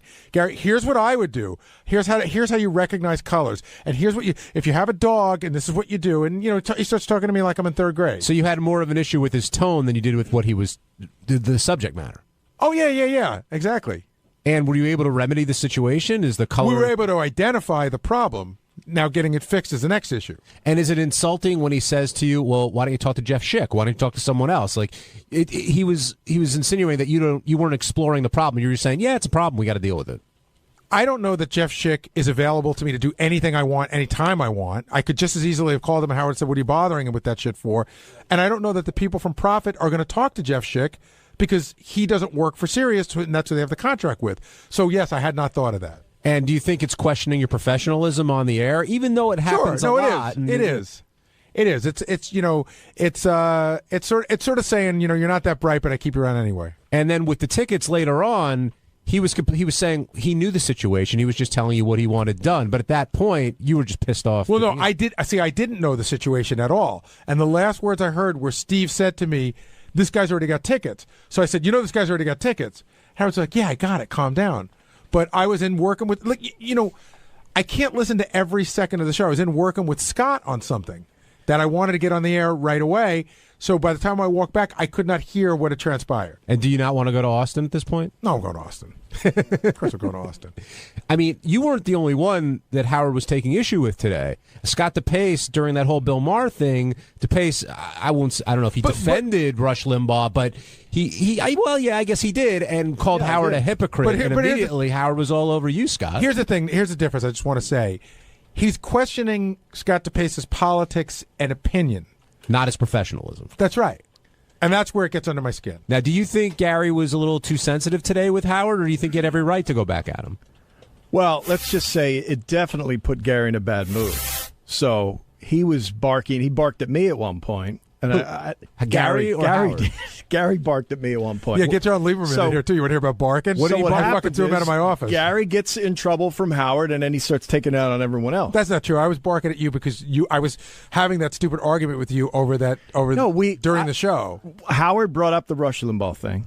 As I always do to Gary, my way to get something through to the show, I'll say something to Gary. If he likes it, he'll put it through to Howard. So I said to Gary, Howard's being a hypocrite. Gary and I started having a quick conversation about it. During that, Howard then said, Gary, what did Bill Maher say? So I stopped the conversation so that Gary could answer him. Gary then started back with me going, what, you're not going to talk to me? Blah, blah. And I said... That's not what happened. We were having a conversation. Yeah. Howard asked me a question. Robin started to answer it. No, then Robin started to answer it because you didn't answer. No, I did. She answered before I could even open my mouth. Go back and listen to the tape. She answered it very quickly. But what happened was Scott and I were having a conversation, and somewhere in the middle... It got lost what we were discussing. I was discussing one thing. He was discussing another thing. And then I said, you know what? Maybe just don't talk to me on the box during the show. Hey Gary, I'm not saying it's right or wrong to fight back, but it did seem a little bit more to me, like out of character for you to the level you got. Do you think, like, is there something else going on? Are you stressed about something? There's absolutely nothing else going on. I mean, I think it started yesterday. I started taking some shit from him on the air. And then, so I was probably a little bit, I could be on edge about that. You come in the next day and you go, is it going to be more of the same? And it was more of the same. When the Springsteen thing came up, that's when you got your back up a little bit. Because you're like, why can't I go to the show? Right. It seemed like that seemed to be the issue. Nor was I the only one from this channel that went. Who else went? I'm not going to say. But I'm not the only one that went. I wouldn't go. I wouldn't go because I wouldn't get a ticket. But you weren't invited. What if it were doing? I put it all in perspective. What if it was Pink Floyd, or Dave Matthews? Honestly, I was surprised that you went. Were you? Just because I know how if I had went, it would be a little different. But hold on. But if you're Howard's right hand man. If Howard was so against the concert, then why did he give away tickets? I don't know. I would guess that he's obliged to it, right? He was not. He was not obliged. Did it cross your mind at all? It came up for a second. Someone else that went with me said, are we going to be looked at as turncoats for this? And I said, I don't think so, because Howard gave away tickets on the air. I think it's Howard's thing. Scott, you think Gary was like personally insulting Howard because he went to the Springsteen show? I think it was quite clear that Howard wanted nothing to do with that concert on the Except air. he gave away the talked tickets. about it. Okay, I didn't see that part, and I would think that he would want anyone on his team to really not participate in that event. I thought that's quite obvious, but you say the ticket thing. I don't know. Maybe Howard just felt like why hold the audience in his gripe and let me give some tickets out. But I mean, I didn't go to the Springsteen. I went to the Springsteen show not as a show of support for Sirius or as a fuck you to Howard. I went to go see my favorite artist in a way that I was never going to get a chance to see him again. Did you give any of the Sirius execs like mean looks or anything? No, you hardly saw anybody there. I mean, you saw a couple of executives, but it wasn't like you went in, you saw a couple people. I'm not saying this at all to say you're a bad person, or I just think maybe you made the wrong call. But I don't. I mean, your allegiance is clearly with Howard. I think that's pretty obvious. But I think one question is, Gary, do you think Howard carried those feelings over from yesterday about you going to Springsteen to his criticism of you today? I don't think that's the reason he got mad about the pages, but when he was breaking my balls, he managed to throw that in a couple of times. Jay in Boston, you're on the wrap-up show. Hey, guys, how's it going? Good. Good. I was just wanting to say that it's very clear over the radio that Howard is bullshit at Gary about going to the concert. What do you mean? I feel like Howard feels backstabbed by him. And you think that's why all this stuff's coming up lately? I definitely do. And, Gary, how many times have you seen Springsteen? 700? And you couldn't sit this one out? I've seen him about 50 or 60 times, but if this was Madison Square Garden, I probably wouldn't have gone, but it was a way to see him that I've never seen him in my life. Probably never will again. Luis in New Mexico, you're on the wrap-up show. Hello. Hey, Luis. Hey, Gary, I'm a big fan, first-time caller. By chance, maybe you got into it with somebody on the staff? Because when you guys... When Howard was busting your balls, it kind of seemed like somebody had control of that switchboard. Because after he started hollering at you, it went back to, I guess, was it orange? When it was white? No. Yeah, I know what you're saying. We identified an issue. Nobody was fucking with me. It is a problem. It's a bug in the system that we found. Why don't you put a number on it? If that said 24, and you can say, Howard, it's number 24. I don't. It's so easy. Why have something that's 24 subjective? isn't that easy to identify. When you get 50 numbers, it's as hard to find as it is in colors. If you drop it in a slot and you know it's in slot 24. But where's slot 24? There's 48 slots on a page. It's not that easy to find. It's like anything. No, like an X and a Y. There's 18,000 ways to do it, but if there were one row that had 10 and then the next 10, I think Howard can put 2 and 2 together. And it just seems like it's not subjective. A number is not subjective like a color is. But that wasn't the issue today. That's right. Yeah, it was. It was about a color. They were going back and forth. It had nothing to do with how complex the system was or not. JD actually pointed out the glitch, which surprised me and got Gary snapped at me a little bit when I was asking Gary, what is your reaction to the fact that JD identified the glitch, not the profit people? And that was the first time Gary snapped at me. I thought that was a dumbass question. The reason why... No, and I'll tell you why, because the profit people weren't here. How could... In other words, anybody... Hold on a second, John. Anybody that could have worked on it hadn't even been called yet. So what your response was, anybody who knows the profit system would have been able to identify it, but you didn't. JD did. No, That's said what you that said. anybody who is working with the system that knows how to look for that stuff hadn't looked at it yet. So I don't know what the big surprise was. Yeah, cool. JD found it. He figured it out. That's all I was asking you were you. making it sound like, am I shocked that JD found it when a guy that works at the profit system couldn't find it? That's why I took it. I thought it was a dumb question. As a reporter, they had just gotten into it. Then there was a break. So I asked Gary the question. I said, Gary, what do you expect from Howard during this break? And he goes, fuck you. Get out of my face. I've been doing this 30 years. I worked during the break. I didn't say I've been doing this 30 years, but I did. I was pissed at him. I was just plain annoyed that he was following me at that point. Were you surprised Gary reacted this way to you? I was surprised at the fuck you. It was a legitimate question, and I thought Gary thought it wasn't. It's a legitimate question. No, it is a to legitimate say, question. I was just pissed going off. in, what do you expect? And so, but look, Gary's always been very forthcoming with the news team. And secondly, he was getting it from all sides today. You had cameras in your face, microphones, all that. Here's what I will say to you, John. I still hold fast that the first question was a dumbass question, and the second question was a legitimate question, and I was pissed, and I apologize. Okay. Well, I disagree, because you keep saying we found the glitch. JD found the glitch. Right? Well, we are staff, sure. Oh, okay. I thought you meant we, including yourself. No, we here at the show. Okay. I didn't find anything. Okay. All right, I want to move on. Nor did I ever insinuate that. Okay. Thanks, John. Thanks. Who came in? John looks dissatisfied with that answer, by the way. Why are you shaking your head, John? No, I think it's a little disingenuous. Gary said a few times, we found the glitch, and I just wanted to pinpoint it, because I think a lot of people back there were surprised. JD found the glitch. Scott, the engineer, then relayed that message to Gary. That's all I was saying. Are you saying like I was taking credit for it? You insinuated that you helped find the glitch, I think. Maybe I heard wrong, but that's what I thought. Did anybody else hear that? Or I'm not picking a fight. No, I know. I just think I think you're being picky about when I say we found it. That's what I would say to Howard. And when I went in, I told Howard that JD in fact found it. I guess I was saying we when we were talking, but in the greater we. Yeah. Okay. I don't think there was anything more to it than that. I think if you ask the staff here, I think you'll find that I'm the last person on the staff to try to take credit for what somebody else did. We never do that. On Wednesday's wrap-up show, Sal was back to explain how he mispronounced Elle Macpherson's name as Ellie. But the great thing about Sal is that he'll never admit he's wrong. And we found out what Sal meant by why magazines talk, and it's just another fascinating insight into the mind that is Sal Governale. Not too deep, but thoroughly entertaining.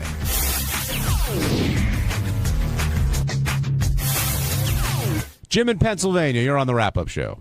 I wanted to talk about the Elle Macpherson thing. Go right ahead.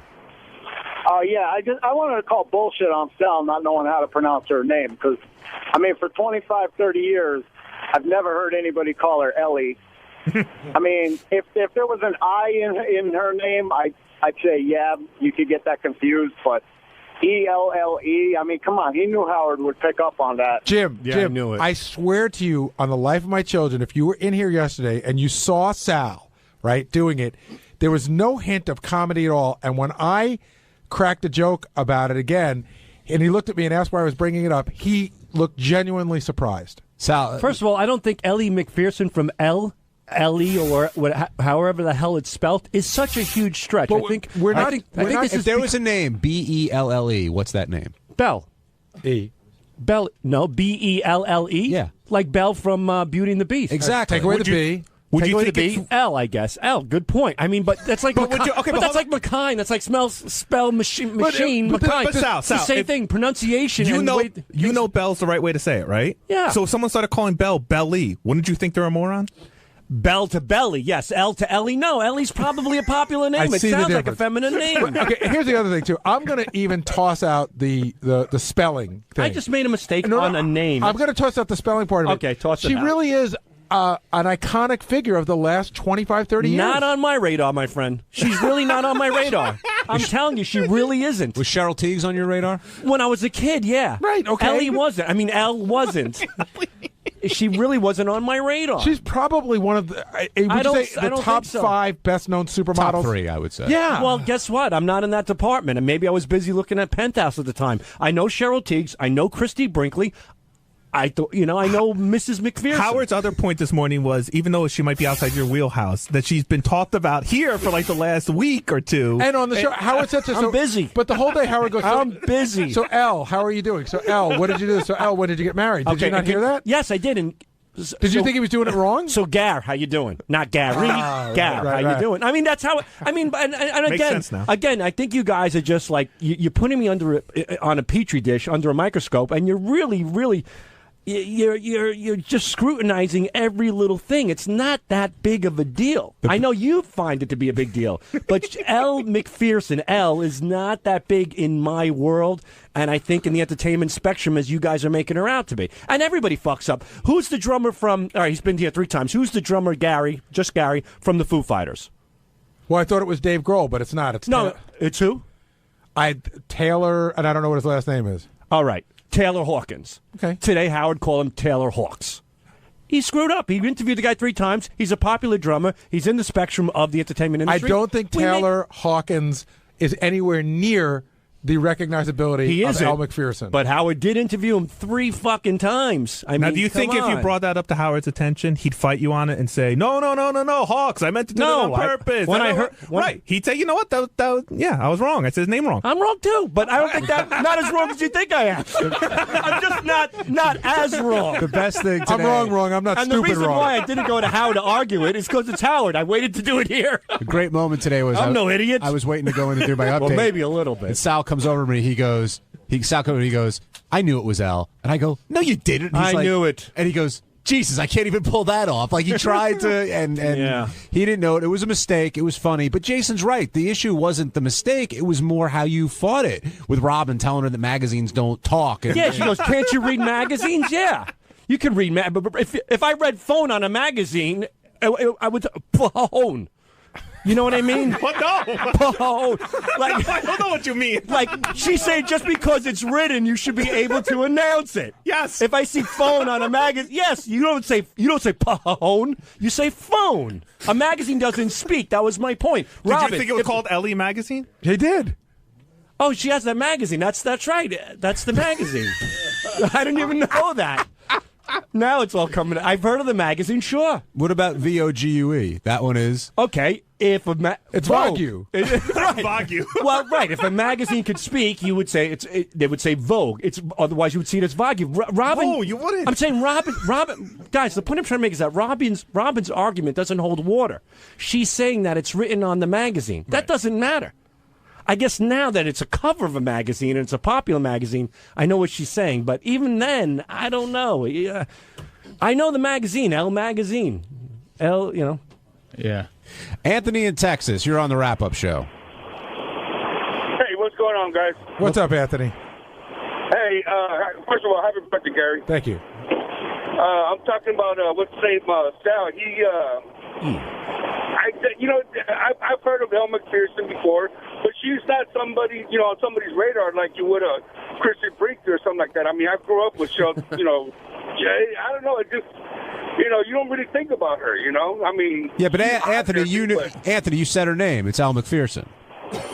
Yeah, not Ellie McPherson.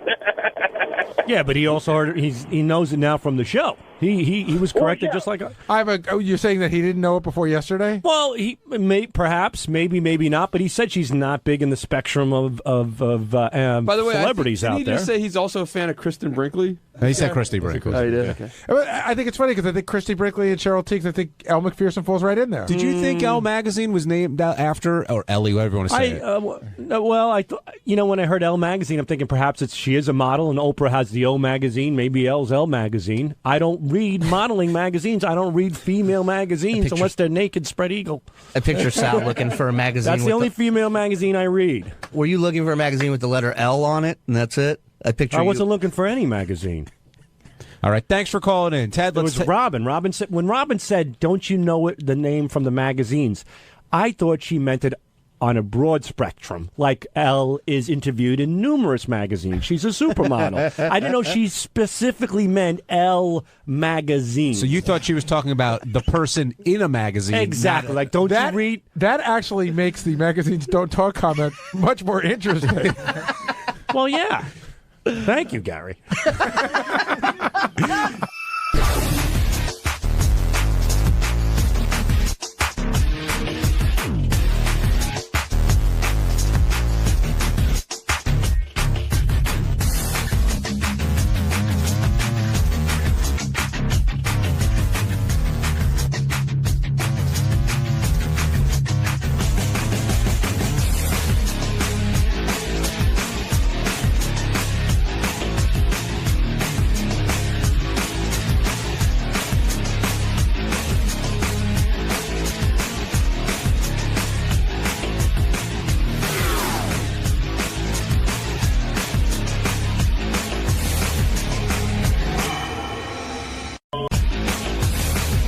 What? Everyone's commenting to me about this. What? So Robin, like right on her desk, like right where she reports the news from and where she sits every day, there's a big gallon jug of like urine-colored liquid, and like it Why can't. is it everything I do get so screwed? And everyone said, like, there it is, and it can't leave her side. Can't leave my side. Like it's almost like your baby bottle. Like it's like this. What the fuck is that stuff? Look at this. She comes in with big gallon jugs of liquid. Yeah, what is it? I don't know what goes on in there. It's got a bunch of minerals and stuff in it. What is it called? It's called water I mix up. I told Gary, I said, I think that's Dr. Ronnie's urine. Her actual It's urine. very precious, very precious. It's lower than it was this morning, so what's in it? What do you mean it's lower than? So I'm drinking it. Is that your liquid diet stuff? It's minerals. Someone gave me a report who will remain anonymous because it bugs you when you're this scrutinized, but someone said you're back to eating bread. Where? They I eat bread occasionally. Yeah, we heard you're eating bread. I always ate bread. I just don't eat it every day, and I don't eat it all the time. See how irritated she gets? No. You're irritated. But no, that's some spy. Ooh, I saw her eating bread. You don't like people spying your gallon jug, though, right? That's private. Well, this is ridiculous. I don't know what they're drinking. What is it? It would never occur to But me. where do you get this drink? How does this drink come to you? From a naturopathic doctor. And you mix it with a powder? A bunch of liquids actually go into the water. What do you mean a bunch of liquids? Different kinds of liquids that replace minerals that I am lacking. So it's water, but there's no water. Yes, there's tons of water. There was almost a gallon of water. I poured some of the water out and put the minerals in. Do you understand, Artie? No, I mean, don't ask me about minerals. So what else is in it? I mean, exactly. What's how do you make it? Names like, where did you get this jug? Where did you? I got this jug from a supermarket. It's just distilled water. Right, and you emptied the distilled water. I emptied some of the distilled water. And then you put in what? I put in little tablespoons of these different minerals. In liquid form? Yes. And where do these... And some Active C and some others. I don't know. It's just a bunch of stuff. And who told you how to make this drink? A naturopathic doctor. Not Dr. Ronnie? No. Wow. I picture you in there. Eye of Newt. Yeah. It's like one of these... It's wild what goes on Actually, there. I feel like a chemist mixing up all this stuff. Well, Do you say a blessing over it or anything magic? No, I don't bless it. So, wow. Actually, I'm on another 30-day fast, so that's part of it. Oh, when did that start? Why? Because you have Saturday. Because you still want to lose more weight, right? Sure, and I just want to, I told you, I have a very toxic body. I'm taking care of it. You love it. You're not eating for the next 28 days. Yes. So aren't you depressed? So No. So that's you're going to live on that drink or that maple syrup No, drink? there's a lot of drinks. I have. You're going to drink for 28 days. I've just been drinking. I have shakes to drink and this to drink. What's in the shake?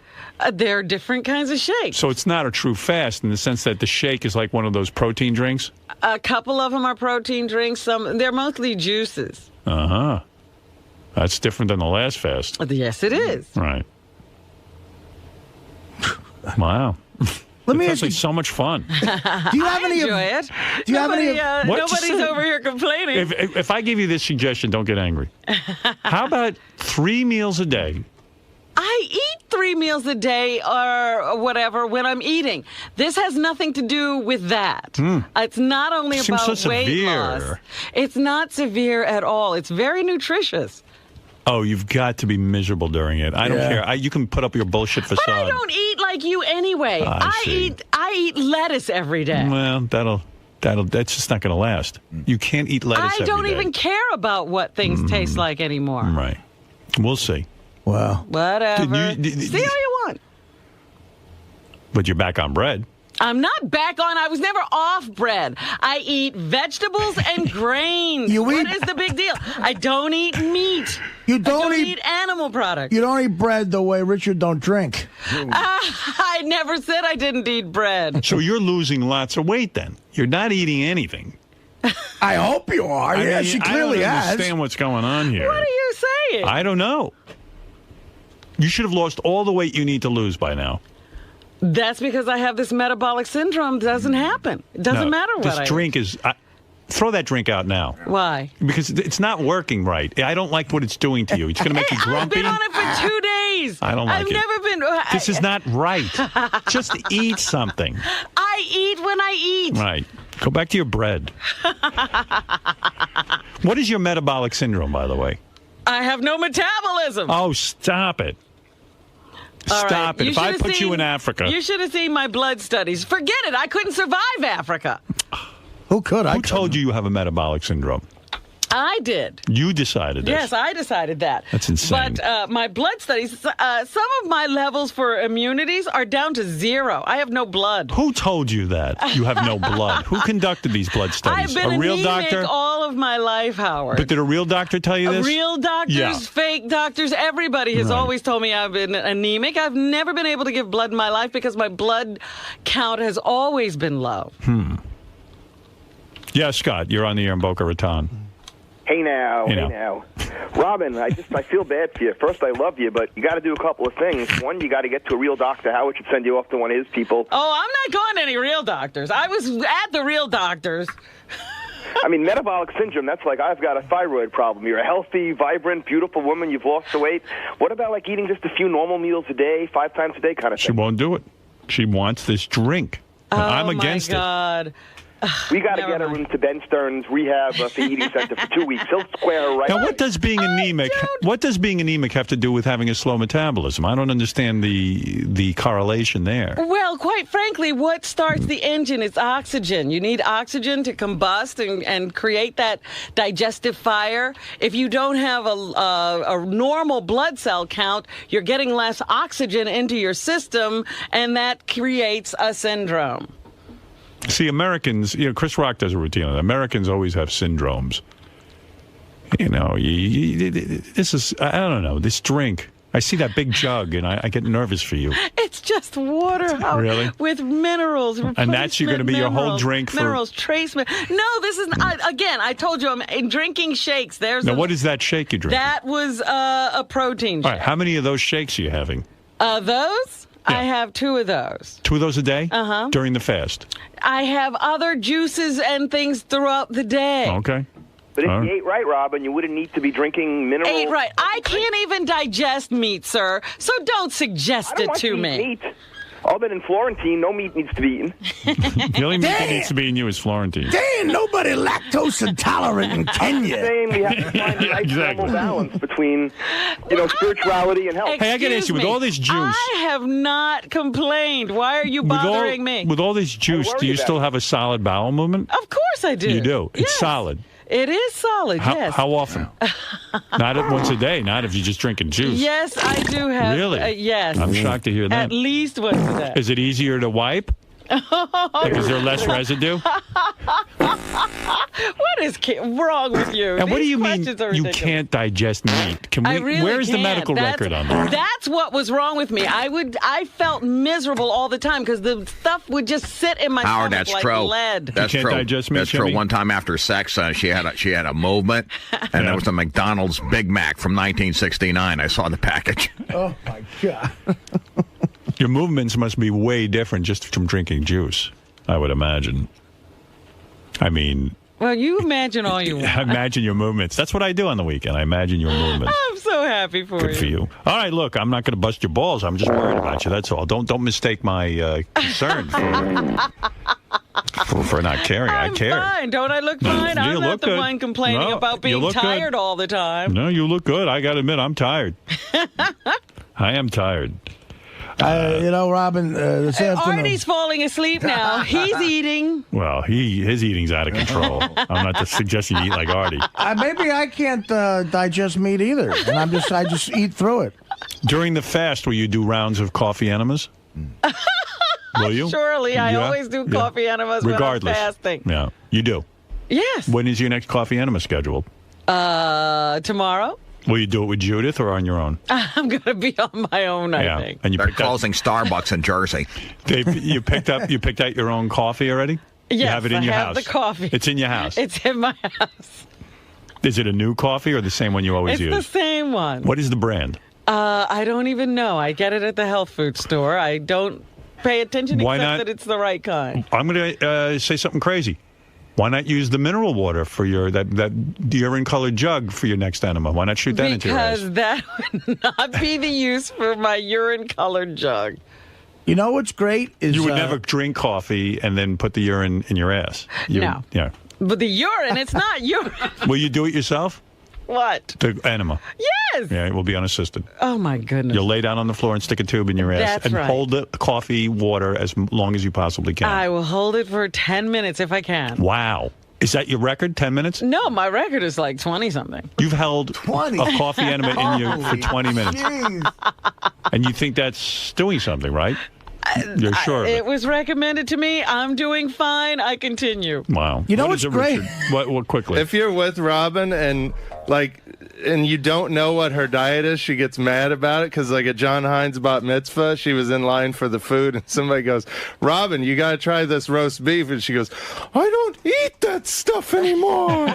She got really offended. Oh. And then, Is that right? I got offended? it seemed Who like said it to me? I don't remember. How dare you? Don't you know? Don't you tempt me with that beef. And then one day, What rock have you been under?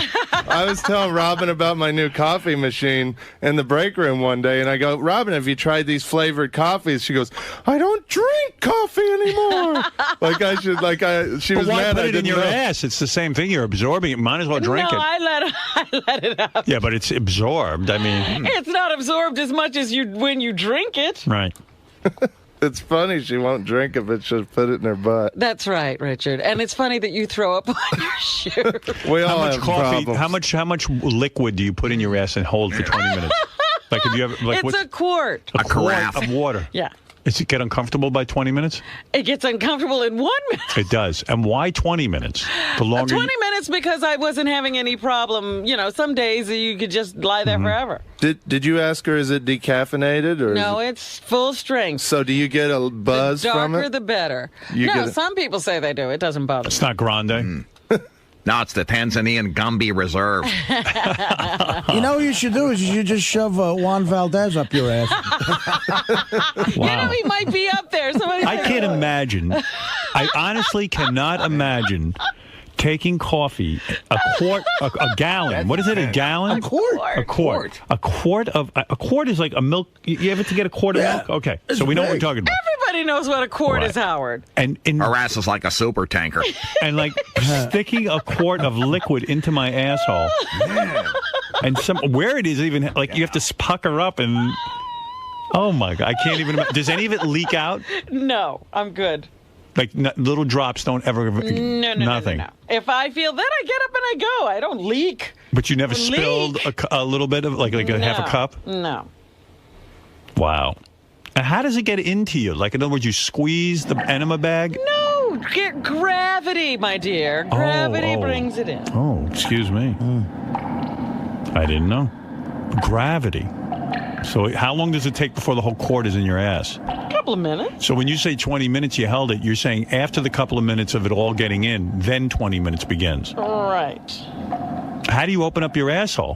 What do you mean, open it? Like, what do you stick? How big is the object that delivers the enema? It's very small. You lube it up? Yes. Yeah. How far in do you put it? I don't know, 6 to 8 inches. Whoa. Whoa. Yo.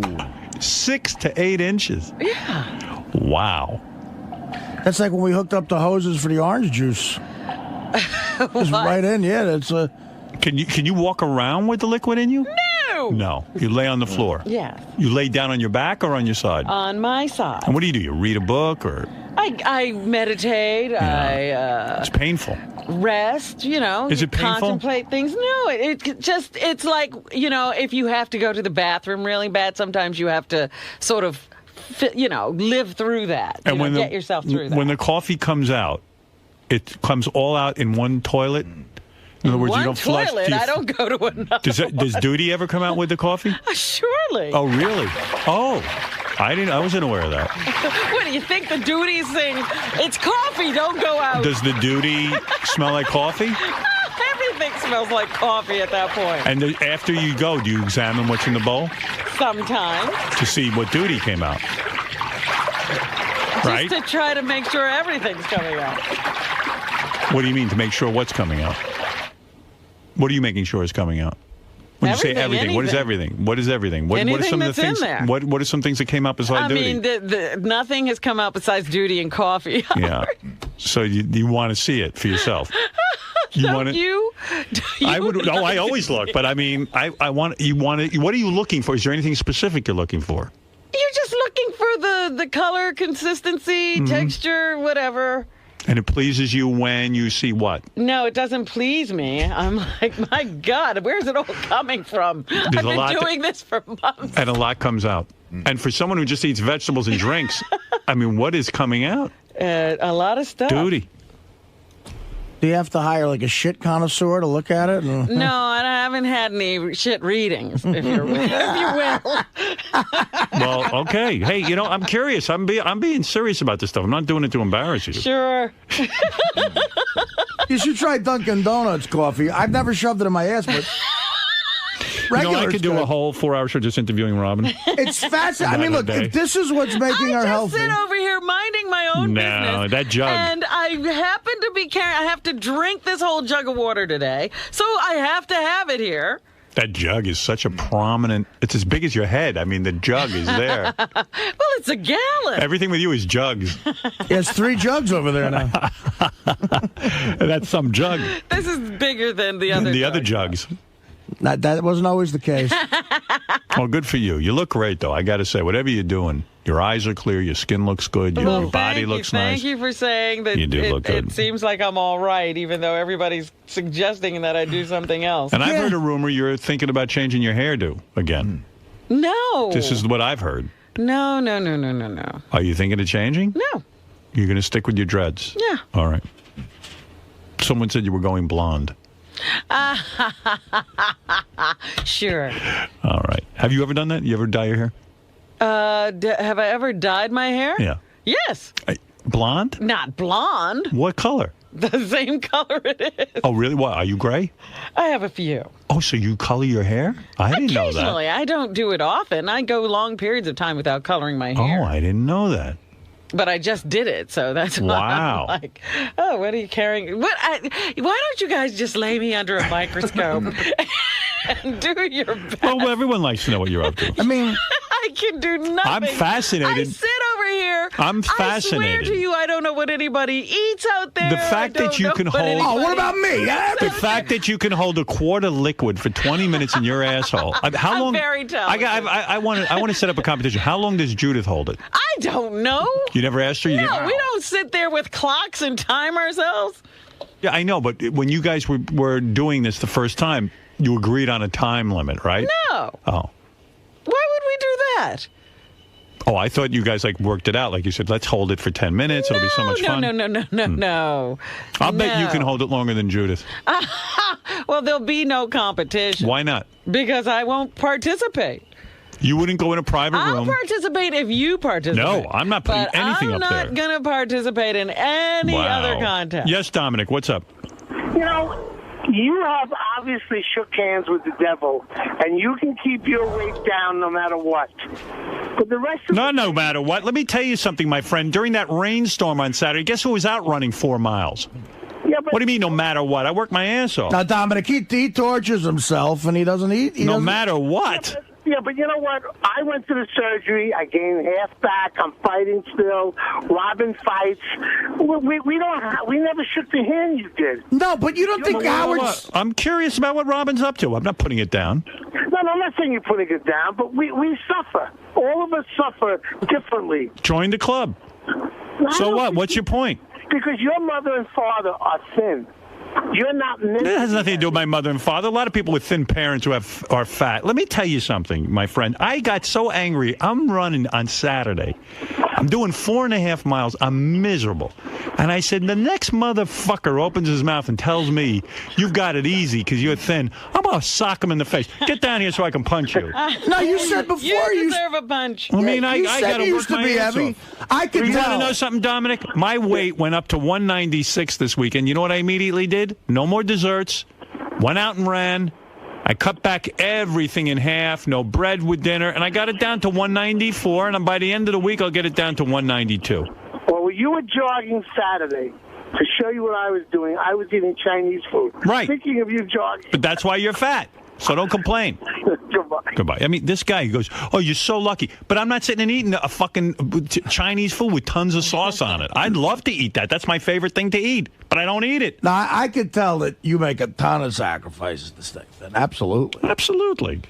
I mean, there are people who don't have I don't have a jug of a quart of water up my ass or coffee. But everyone does their own thing. I'm curious. I think it's great that Robin can hold that for 20 minutes. That says something. Well, and again, it's working for It us. says you're very open to new things. I mean, you really are. That's so. I mean, I'm afraid of that. I don't think that's healthy at all. That's an old thing. I think putting anything up your okay. Do you really think God, if there's a God, whoever the grand designer is? But now you believe in God. For this, I do.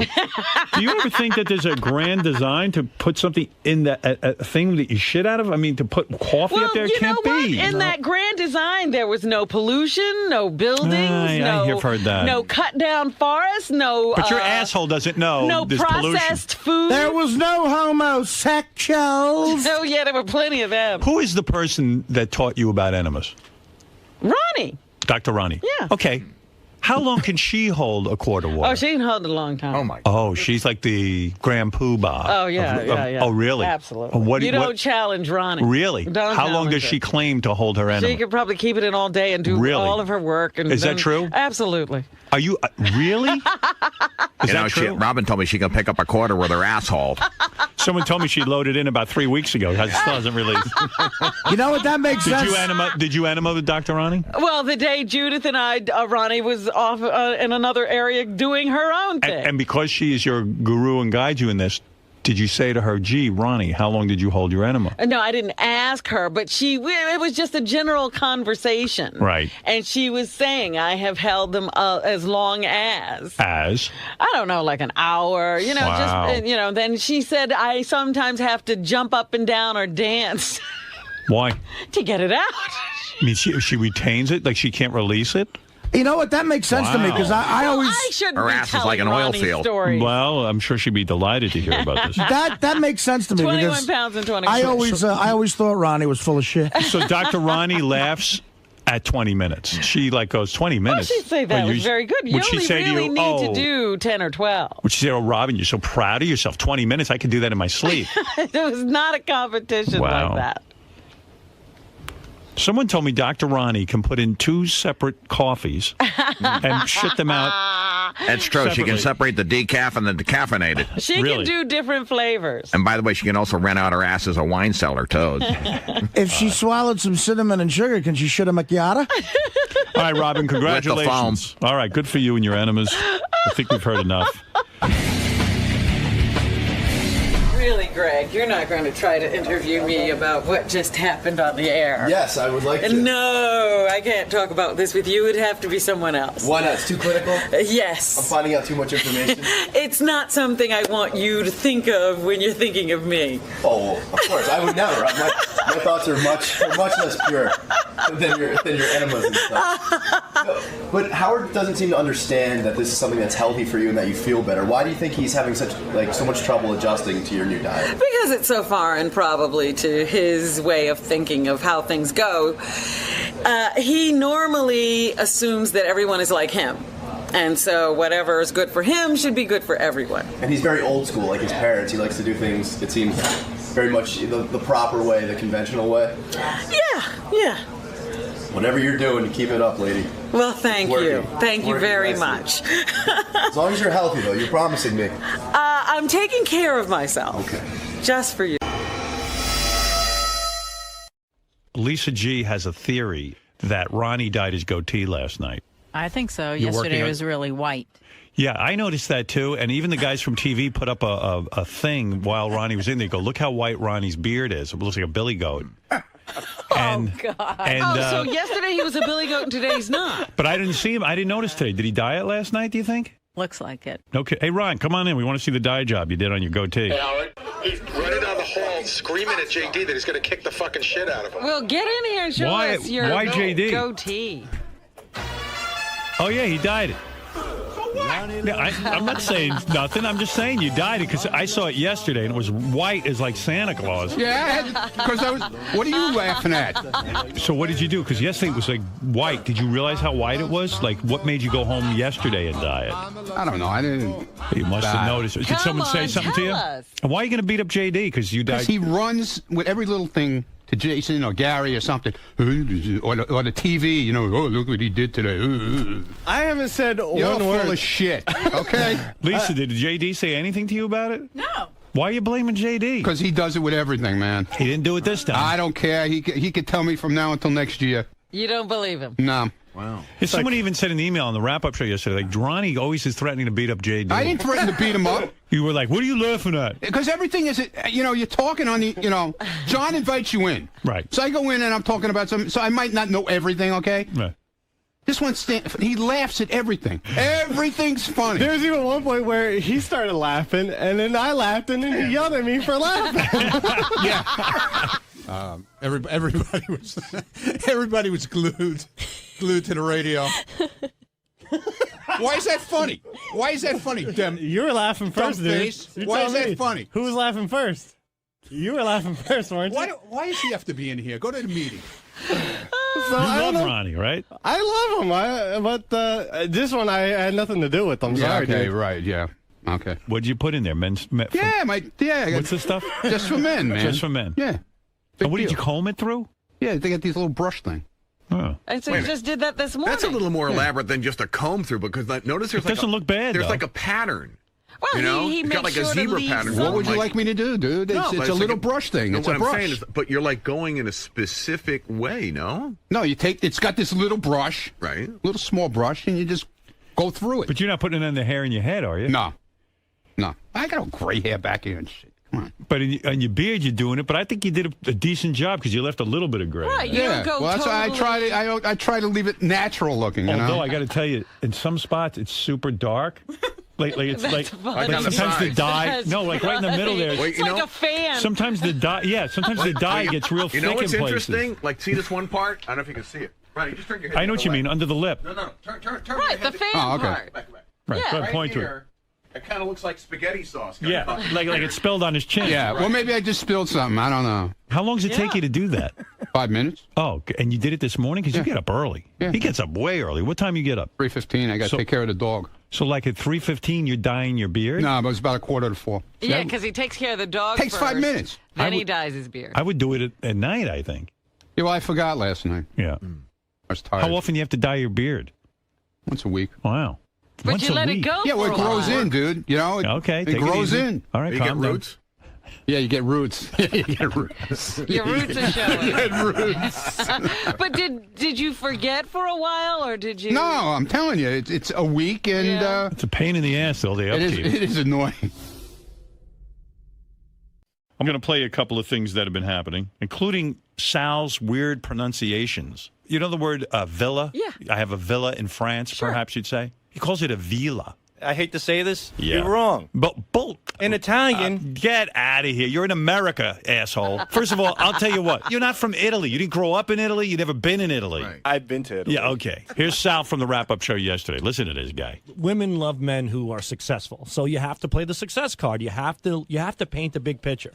90% of the time, a woman is not going to be attracted to the average guy right off the bat. But if you give her a reason, like you have a mansion, like you have a place in the Hamptons, like you have a villa in Italy, stuff that most likely she won't see. What do you have in Italy? I have a villa in Italy. A villa.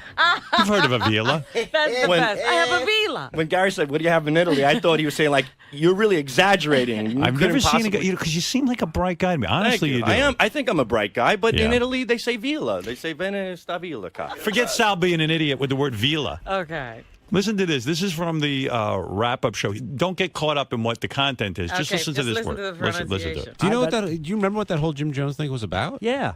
He had an occult. He gave all these people Kool-Aid and they dropped dead. Wait, he had what? He had this occult. I think it's called an occult. Right. So in Italy, they say occult? They say, No. where did you get that one from? Yeah. How'd you learn how to say that wrong? Well, a cult, I heard then it was cult, not a cult, but an occult is, I think it's a combination, it's like satanic groups. They're occults. But I thought it's the same thing. It's as long as it's a group Sal, of weird do you people. ever read? Do you ever like take an interest in Consult anything? the dictionary. Sal, when Too people busy. are saying occult, they're not saying occult. They're saying a, and then a word C-U-L-T, cult. A cult. And then there is the occult. The occult or occult is, holy cow! I can't When I believe see I'm- occult, O-C-C-U-L-T, whatever it is, and you hear people saying occult, I'm always thinking it's occult. No, I never distinguish the difference between a cult and a cult. When you Holy cow! Where did you grow up, man? And don't give me this bullshit. I grew you up say in Holbrook. villa because you were in Italy. Yeah, because when you're in Italy, they're Okay. like, come to my villa. You know, he says that like from Transylvania. I want you to come to my villa.